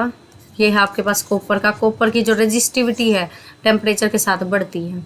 नाइक्रोम है, नाइक्रोम में कांस्टेंट हो जाती है एक टाइम के बाद, और इसमें क्या करती है, डिक्रीज। सेमीकंडक्टर में डिक्रीज होती है, ध्यान रखना। बस ये ग्राफ आ सकता है पेपर में 1 नंबर में। ये गैलियम आर्सेनाइड का देखो क्वेश्चन आया हुआ था, तो गैलियम आर्सेनाइड का इस तरह से होता है। वी और आई का ग्राफ, वी हमेशा एक्स एक्सिस पे लिया जाता है, करंट आई पे। तो ये देखो इस तरह से वेरी करता है। इसमें ये क्वेश्चन पूछ लिया जाता है कि ओम्स लॉ कहाँ तक फॉलो होता है, तो यहाँ से यहाँ तक ओम्स लॉ फॉलो हो रहा है एक तरह से। वी और आई क्या होते हैं, ओम्स लॉ में क्या ग्राफ होता है, ये वी आई है, स्ट्रेट लाइन, ठीक है। तो ये नॉन, ये वाला रीजन जो है ओम्स लॉ को फॉलो करता है, और ये देखो डिक्रीज हो रहा है तो ओम्स लॉ को फॉलो नहीं करता, ये नॉन ओमिक रीजन है। देखो ये क्वेश्चन आया हुआ है, यही है, ठीक है। ओम्स लॉ कहाँ पे हो रहा है, कहाँ नहीं हो रहा, तो यहाँ पर ओम्स लॉ वे हो रहा है, यहाँ पे ओम्स लॉ वे नहीं हो रहा, डी से ही में। ये देखो आपके पास फिर से रेजिस्टिविटी का पूछा गया, सेमीकंडक्टर में अभी बताया था डिक्रीज होता है। अब आपको ये 3 टर्म ध्यान रखनी है। ईएमएफ क्या होता है, internal resistance, terminal potential. EMF क्या होता है, देखो एक सेल है, सेल किसी केमिकल से बनाई है, तो इसमें इलेक्ट्रोड लगे हैं, इलेक्ट्रोलाइट्स लगे हैं, तो इनका खुद का जो रेजिस्टेंस होता है या खुद जो ईएमएफ होते हैं, खुद का एक पोटेंशियल डिफरेंस होता है इन रोड्स में, उसे क्या बोलते हैं, ईएमएफ। और ये जो रेजिस्टेंस ऑफर करता है जो आपके सर्किट को, उसे बोलते हैं इंटरनल रेजिस्टेंस। हर ईएमएफ के साथ एक ऐसा आर लगा होता है कि इसका खुद का इतना है। और टर्मिनल जो बाहर वाली वोल्टेज होती है वो वी होती है, टर्मिनल। एक रिलेशन इसमें ध्यान रखना, V is equal to E minus I R, ठीक है। जब आई 0 होगा ना करंट, तभी दोनों इक्वल हो सकते हैं, वरना कभी इक्वल नहीं हो सकते। 1 मार्क्स का क्वेश्चन, ओके। नेक्स्ट आपके पास ग्रुपिंग है सेल्स की। सेल को कैसे जोड़ सकते हैं, जैसे रेजिस्टेंस को जोड़ते हैं। देखो अगर सीरीज में सेल्स को जोड़ दूं तो सीरीज में करंट हमेशा सेम रहता है, वोल्टेज अलग होती है। तो एक की वोल्टेज अगर ई है, सबकी सेम मान ली मैंने, किया ई है, तो टोटल एन ई होगी वोल्टेज। रेजिस्टेंस इनका खुद का एन आर हो गया, क्योंकि अभी बताया था हर एक सेल का अलग अलग होगा। तो टोटल रेजिस्टेंस कितना हो गया, आर प्लस एन आर हो गया, और E M F N E हो गया। तो I is equal to N E by N R plus R. Special case, अगर आर ज़्यादा है, ये वाला रेजिस्टेंस कम है, तो इसको नेग्लेक्ट कर दो, ये आ गया। अगर ये वाला ज़्यादा है, ये कम है, तो इसको नेग्लेक्ट कर दो, अब की बार ये आ गया। पैरेलल में क्या है, सबको पैरेलल ही लगा दो। पैरेलल लगाओगे तो रेजिस्टेंस उल्टा हो जाता है, इसको एन ही मान लो, एम मानने की कोई जरूरत नहीं है। तो क्या हो गया, सारा रेजिस्टेंस इन सेल्स का आर बाई एन, और ये एम एफ सबकी ई होती है, अब की बार एन ही नहीं होगी। और रेजिस्टेंस कितना हो गया, आर प्लस एन, तो ये एन हो गया, ठीक है। अब फिर से स्पेशल केस बना दो। अगर ये ज़्यादा तो इसको हटा दो नीचे से डिनोमिनेटर में, अगर ये ज़्यादा तो इसको हटा दो। एम भी ले सकते हो, बट एन ऊपर लिया था तो इसीलिए ले रहे हैं, ठीक है। ये भी पूछा गया पेपर में। अब देखो भाई, किरचॉफ्स रूल है, यूं के यूं भी आते हैं, और किरचॉफ्स रूल के साथ में आपका न्यूमेरिकल भी आता है, ये सबको पता है। तो किरचॉफ्स रूल जो आज तक पढ़ा उसको भूल जाओ, इसको देखो कैसे पढ़ना है। किरचॉफ्स के रूल जो है ना, किरचॉफ्स फर्स्ट लॉ ये कहता है कि किरचॉफ्स का फर्स्ट लॉ कि इट स्टेट्स दैट अलजेब्राइक सम जो भी होगा ना, मतलब current meeting at a junction, एक जंक्शन पे जो भी करंट मिलेगा ना वो हमेशा 0 होगा। यानी कि इनकमिंग करंट जो होगा ना वो हमेशा आउटगोइंग के इक्वल होगा। इनकमिंग क्या होता है, हमेशा नेगेटिव, आउटगोइंग को क्या लेना, पॉजिटिव। तो ये देखो जैसे ये करंट है, ये आ रहा है, I1 को क्या ले लिया, माइनस का I1, प्लस I2 जो है जा रहा है, तो इनको प्लस ले लो। ये सारा को 0 कर दो, 0 करते ही I1 उधर चला गया, क्या आ गया, यही सेम। तो incoming is equal to outgoing current.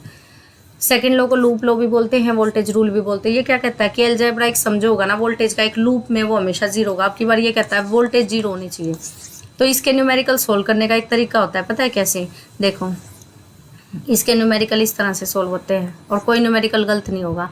आप देखो ये अगर आप वोल्टेज ले रहे हो तो सीधा V आ जाएगा, अगर वोल्टेज नहीं है तो कहीं पे I मिलेगा, I को R से मल्टीप्लाई कर दो तो वोल्टेज ऐसे निकलेगी, या तो डायरेक्ट V मिल जाएगा या I इंटू R कर देना। तो अब अगर मैं करती हूँ एक सर्किट को पूरा लेना, जैसे मैं इसे बोलती हूँ ABCD, तो मेरे को A से B फिर CDA वापस A पे आना पड़ेगा, इसमें लूप पूरा करना पड़ेगा आपको। तो देखो A से अगर मैं यहाँ से चलती हूँ तो ये देखो मैं यहाँ से चली हूँ सपोज D से, तो D से चली मैं, पहले क्या आया V आ गया सीधा, तो जो साइन आ गया वही ले दो माइनस का V1 क्योंकि नेगेटिव आया पहले। उसके बाद चलते रहो, मैंने मान लिया कि करंट ऐसे जा रहा था, पॉजिटिव से नेगेटिव जाता है, तो करंट ऐसे जा रहा था, तो जिस अगर करंट की डायरेक्शन में ही चल रहे हो तो पॉजिटिव आएगा IR, तो I इंटू में R1। फिर इस तरफ आ जाओ, अब इधर से करंट जो I2 ऐसे जा रहा है और मेरा I1 इधर आ रहा है, तो यहाँ पर जो करंट होगा वो I1 माइनस I2 होगा। क्या होगा? I1 माइनस I2 किससे मल्टीप्लाई हो जाएगा? R3 से, क्योंकि हम करंट की डायरेक्शन में चलते आ रहे हैं तो प्लस ले रहे हैं। फिर इधर आ जाओ, वापस खत्म हो गया हमारा लूप, कुछ भी नहीं बचा, इज इक्वल टू 0। अब ये देख लो सारे साइन तुम्हारे इससे उल्टे आए हैं, तो उल्टे आए हैं तो इसका मतलब सेम ही है, चाहे कुछ भी हो। ये देखो ये प्लस का है, इसका माइनस का, ये प्लस का, इसका माइनस का, ये माइनस का है, इसका प्लस का, तो हमेशा सेम होगा। इसमें करोगे तो इसमें भी लगा सकते हैं, देखो BC, ये P मान लो, ये Q मान लो। करते हैं स्टार्ट, जैसे मैं B से शुरू कर रही हूँ, यहाँ से करंट मेरे पास इस तरह से जा रहा था, ये करंट की डायरेक्शन थी, ठीक है, ऐसे जा रहा था I2, तो ये I2 ऐसे जा रहा है। अब I2 इंटू में क्या हो गया आपके पास? I2 इंटू में यहाँ से करंट जाएगा भाई, ये तो लूप की डायरेक्शन थी, करंट पॉजिटिव से नेगेटिव जाता है ना हमेशा, तो ये देखो I2 से करंट ऐसे जा रहा है और मैं ऐसे चल रही हूँ लूप के अकॉर्डिंग, तो लूप के अकॉर्डिंग चल रहे हो तो लूप के अकॉर्डिंग कैसे चलोगे? यहाँ से चलना स्टार्ट कर दो। ये हो गया आपके पास, जैसे मैं यहाँ से शुरू कर रही हूँ B से, तो B से चली मैं माइनस का I2 इंटू में R2 हो गया, ठीक है। ऐसे अगर लूप के अकॉर्डिंग चलती हूँ तो मैं करंट की डायरेक्शन इसी को ले सकती हूँ, तो यहाँ पर आप प्लस भी ले सकते हो, कोई दिक्कत नहीं है, प्लस ले लो I2 इंटू में R2। उसके बाद जो है आपके पास प्लस का टर्मिनल आ गया V2 पहले, उसके बाद यहाँ से जाओ, फिर से क्या आ गया? प्लस का I2 माइनस में I1, अब की बार ये डायरेक्शन उल्टी होगी, इंटू में R3 इक्वल टू 0, ठीक है। आप लूप की डायरेक्शन को देख लो, लूप कहाँ चल रहा है, बस पहले अगर ये टर्मिनल आ रहा है माइनस तो माइनस, प्लस आ रहा है तो प्लस, ठीक है, इससे उल्टे आ गए सारे। यहाँ पर आप लगा के देखना, कोई डाउट हो तो पूछ लेना। देखो जैसे यहाँ पे है I1 I2 यहाँ से आ रहा है, I3 और I1 यहाँ पे जा रहे हैं, तो इसका मतलब I2 जो है, I2 किसके इक्वल होगा? I2 यहाँ पे आ रहा है और I3 भी यहाँ से आ रहा है, I1 बाहर जा रहा है, तो इस जंक्शन पे I3 मिल रहा है, I2 मिल रहा है, किसके इक्वल होना चाहिए? इनकमिंग करंट आउटगोइंग के I1, ठीक है। जैसे इसमें लगाओ यहाँ से माइनस का 10, यहाँ से शुरू कर रही हूँ मैं माइनस का 10, फिर मेरे पास जो है करंट की डायरेक्शन प्लस से माइनस ऐसे है, प्लस का 20 इंटू में I, फिर यहाँ पर आ जाओ प्लस में 10 इंटू में I, और फिर ये प्लस में 10V, ठीक है, इज इक्वल टू 0, ये हो जाएगा, ठीक है। जो भी I1 I2 है वो ले लो आप, तो ऐसे इसको निकाल के देखना, डाउट हो पूछ लेना। नेक्स्ट अब व्हीटस्टोन ब्रिज जरूर आएगा, 3 नंबर का क्वेश्चन, और तो कुछ बचा ही नहीं इस यूनिट में, किरचॉफ का न्यूमेरिकल या फिर व्हीटस्टोन ब्रिज। तो व्हीटस्टोन ब्रिज देखो क्या है, ये कैसी अरेंजमेंट है, 4 रेजिस्टेंसेज की, PQRS की। इसमें आपके पास क्या होते हैं, 4 रेजिस्टेंस इस तरह से ज्वाइन किए जाते हैं कि उनकी बैलेंस कंडीशन बनती है सच दैट की पोटेंशियल B पे और D पे जो है वो सेम होता है। अगर पोटेंशियल सेम है तो P/Q is equal to R/S होता है, ये ध्यान रखना, अननोन पूछने के लिए पूछ सकते हैं। तो यहाँ से अगर I करंट आया तो I1 प्लस I2 में बट गया, तो आप ये कह सकते हैं I1 इंटू में P।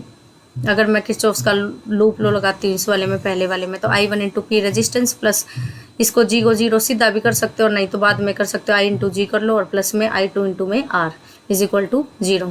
ये यहाँ पे माइनस में I2 इंटू में R हो जाएगा क्योंकि हम उल्टे चल पड़े, तो क्या बनेगा? पहला I1 इंटू में P प्लस यहाँ पर जो है मैंने मान लिया, फिर ये तीसरी डायरेक्शन में मानना पड़ेगा, तो इसके अकॉर्डिंग कर लो, ईजी रहेगा। G तो 0 है, तो G 0 है आपके पास, यहाँ पर आगे माइनस में I2 इंटू में R इज इक्वल टू 0, तो ये हो गया I1P is equal to I2 into में R, ठीक है। इसी तरह से इसमें लगा लो, आपके पास जो साइन है उल्टे आएंगे तो सेम ही आएंगे। बाकी इसमें प्रदीप की बुक में भी काफ़ी अच्छा दे रखा है, अगर प्रदीप की बुक से करोगे तो और थोड़ा आपको लिखने को मिल जाएगा। इसमें क्या लिखने को नहीं है, ये सिर्फ समझाया मैंने आपको, तो लिखने को मिल जाएगा। प्रदीप की बुक से व्हीटस्टोन ब्रिज को कर लेना, ये न्यूमेरिकल है भाई, ये करके देख लेना, बिल्कुल सेम है। ये देखो व्हीटस्टोन ब्रिज बनेगा जब भी 5 रेजिस्टेंस आ जाए या 4 आ जाए, तो ध्यान रखना जहाँ पे बीच में 2 तार जुड़ी हो ना, वो बीच में लिया जाता है, ये 10, ठीक है। बाकी जिनका रेशो सेम होगा वो पैरेलल 5/10 10/20, देखो, ठीक है, 5/10 यहाँ पे 5/10 और ये 10/20। ये वाला क्वेश्चन NCERT का है, पूछा नहीं जाता, वैसे पेपर में पढ़ कर लेना, इससे आपका किरचॉफ्स लॉ अच्छा हो जाएगा। ये एक लूप हो गया, एक लूप ये हो गया, एक लूप ये हो गया, लगा के देखना। तो अब हम चलते हैं लास्ट यूनिट जो हमारी 5th यूनिट है, इलेक्ट्रोमैग्नेटिक वेव। 2 ही नंबर की है, 2 ही क्वेश्चन है इसमें। पहला तो ये फर्स्ट क्वेश्चन, इलेक्ट्रोमैग्नेटिक वेव का डायग्राम ही पूछ लिया जाता है। देखो, अगर ये इलेक्ट्रिक वेव्स है, ये मैग्नेटिक वेव्स हैं, जैसे वाई में जा रही हैं तो ये वाई में ऐसे डिनोट करनी पड़ेंगी, ये इलेक्ट्रिक है। तो जो वेव ऑफ प्रोपोगेशन है वो ऐसे चलेगी, ऐसे का मतलब ये देखो 3D में ये दिखा रखी ग्रीन कलर वाली। तो वेव और ये तीनों आपस में परपेंडिकुलर होती है। तो कैसा नेचर है इनका? ट्रांसवर्स। कैसा नेचर है? ट्रांसवर्स नेचर है, ठीक है। 1 नंबर में पूछ सकते हैं इलेक्ट्रोमैग्नेटिक वेव्स का। लॉन्गिट्यूडनल वेव्स का कैसा है? इलेक्ट्रोमैग्नेटिक वेव है, ट्रांसवर्स नेचर है, ठीक है। प्रॉपर्टीज़ क्या है? एक तो ये जो है हमेशा ऑसिलेटिंग चार्ज प्रोड्यूस करता है, इन्हें अपने चलने के लिए किसी मीडियम की ज़रूरत नहीं है, फ्री स्पेस में स्पीड ऑफ लाइट से मूव करते हैं, जिसकी वैल्यू क्या आती है? 3 × 10⁸ मीटर पर सेकेंड। और ये इलेक्ट्रिक और मैग्नेटिक आपस में भी परपेंडिकुलर, और जिस डायरेक्शन में वेव जा रही है उसके भी परपेंडिकुलर। और ये इलेक्ट्रिक और मैग्नेटिक फील्ड से इफेक्ट नहीं होती, इसीलिए क्या होती है? न्यूट्रल। इनकी एनर्जी पूछ सकते हैं, एनर्जी होती है 1/2 ε0 E²। ये इलेक्ट्रिक है। अगर मैग्नेटिक आपसे पूछ ले तो मैग्नेटिक एनर्जी जो होगी, मैग्नेटिक एनर्जी आपके पास कितनी होगी? 1/2 ε0 को जो है इसका उल्टा कर दो तो μ0 हो जाएगा, इंटू में B², ठीक है। ये हो गया आपके पास, ये आपको करने की ज़रूरत नहीं है, बस इतना करना। उसके बाद आपसे पूछ सकते हैं स्पेक्ट्रम। स्पेक्ट्रम क्या कहता है? राजाज mother is visiting uncle Xavier's garden. इससे आप याद कर सकते हो। राजा से क्या? रेडियो वेव, एम से क्या? माइक्रो, आई से इंफ्रारेड, वी से विजिबल, यू से अल्ट्रा, एक्स से एक्सरे, जी से गामा। ये फ्रीक्वेंसी के ऑर्डर में है, ठीक है। इसकी फ्रीक्वेंसी सबसे कम, इसकी फ्रीक्वेंसी ज़्यादा, इसकी उससे ज़्यादा, इसकी उससे ज़्यादा, इसकी उससे ज़्यादा, ऐसे याद कर लो। फ्रीक्वेंसी याद होगी और ये ऑर्डर थोड़ा ध्यान रखना। 10⁻20, फिर अगली जो है 20 से थोड़ी सी कम, 3 का डिफरेंस है 17, फिर 2 का डिफरेंस है, फिर 1 का डिफरेंस है। इस तरह से थोड़ा अपने अकॉर्डिंग याद करना। ये याद हो गया तो वेवलेंथ कैसे निकाल लोगे? New is equal to c/λ होती है, तो वेवलेंथ निकालनी है, c/ν हो जाएगा। c क्या होता है? 3 × 10⁸। फ्रीक्वेंसी कितनी है? जैसे 10⁻20 है, ऊपर चली जाएगी, ये कट जाएगी, 10 की पावर कितनी आ गई? अप्रोक्सीमेटली आ गई -12। तो देखो -12 ऑर्डर आ जाएगा, आगे का मल्टीपल से कोई मतलब नहीं है। तो ये वाले याद कर लेना, ये अपने आप निकलेंगे। पूछ ली जाती है फ्रीक्वेंसी 1 नंबर में, नहीं तो इनके यूज़ ज़रूर पूछते हैं भाई। रेडियो वेव ब्रॉडकास्टिंग में, कम्युनिकेशन में यूज़ होती है। माइक्रोवेव पूछी जाती है ज़्यादातर, और एक उसकी एक्सरेज पूछी जाती है, गामा रेज। अल्ट्रावायलेट वगैरह इतनी नहीं। अल्ट्रावायलेट क्लीनिंग में यूज़ होंगी, विजिबल जो भी चीज़ दिखने वाली हो। इंफ्रारेड हीटिंग वाली ऑब्जेक्ट्स में। एक्सरे जो है आपकी बोन्स वगैरह का एक्सरे लेना हो। और गामा रेज ज़्यादा पूछी जाती हैं कि क्लीनिंग वगैरह में, जैसे सर्जरिकल इंस्ट्रूमेंट्स को क्लीन करने में। तो 1 ही नंबर का है। अब उसके बाद लास्ट है डिस्प्लेसमेंट करंट। डिस्प्लेसमेंट करंट कुछ नहीं है, देखो जो एम्पियर सर्किट लॉ मैंने आपको पढ़ा दिया, तो B.dl है ना, μ0I। ये देखा हमने कि अगर मैं यहाँ पे मैग्नेटिक फील्ड निकाल रही हूँ इन 2 प्लेट्स के बाहर लूप मान के, तो अलग आ रही है, और यहाँ निकाल रही हूँ तो यहाँ अलग आ रही है।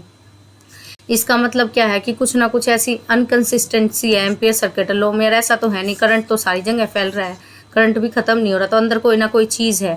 तो उसको चेक करने के लिए हमें देखा कि 2 प्लेट थी, उनके बीच में इलेक्ट्रिक फील्ड तो होती थी वो σ/ε0। तो सिग्मा को क्या लिख सकते थे आप?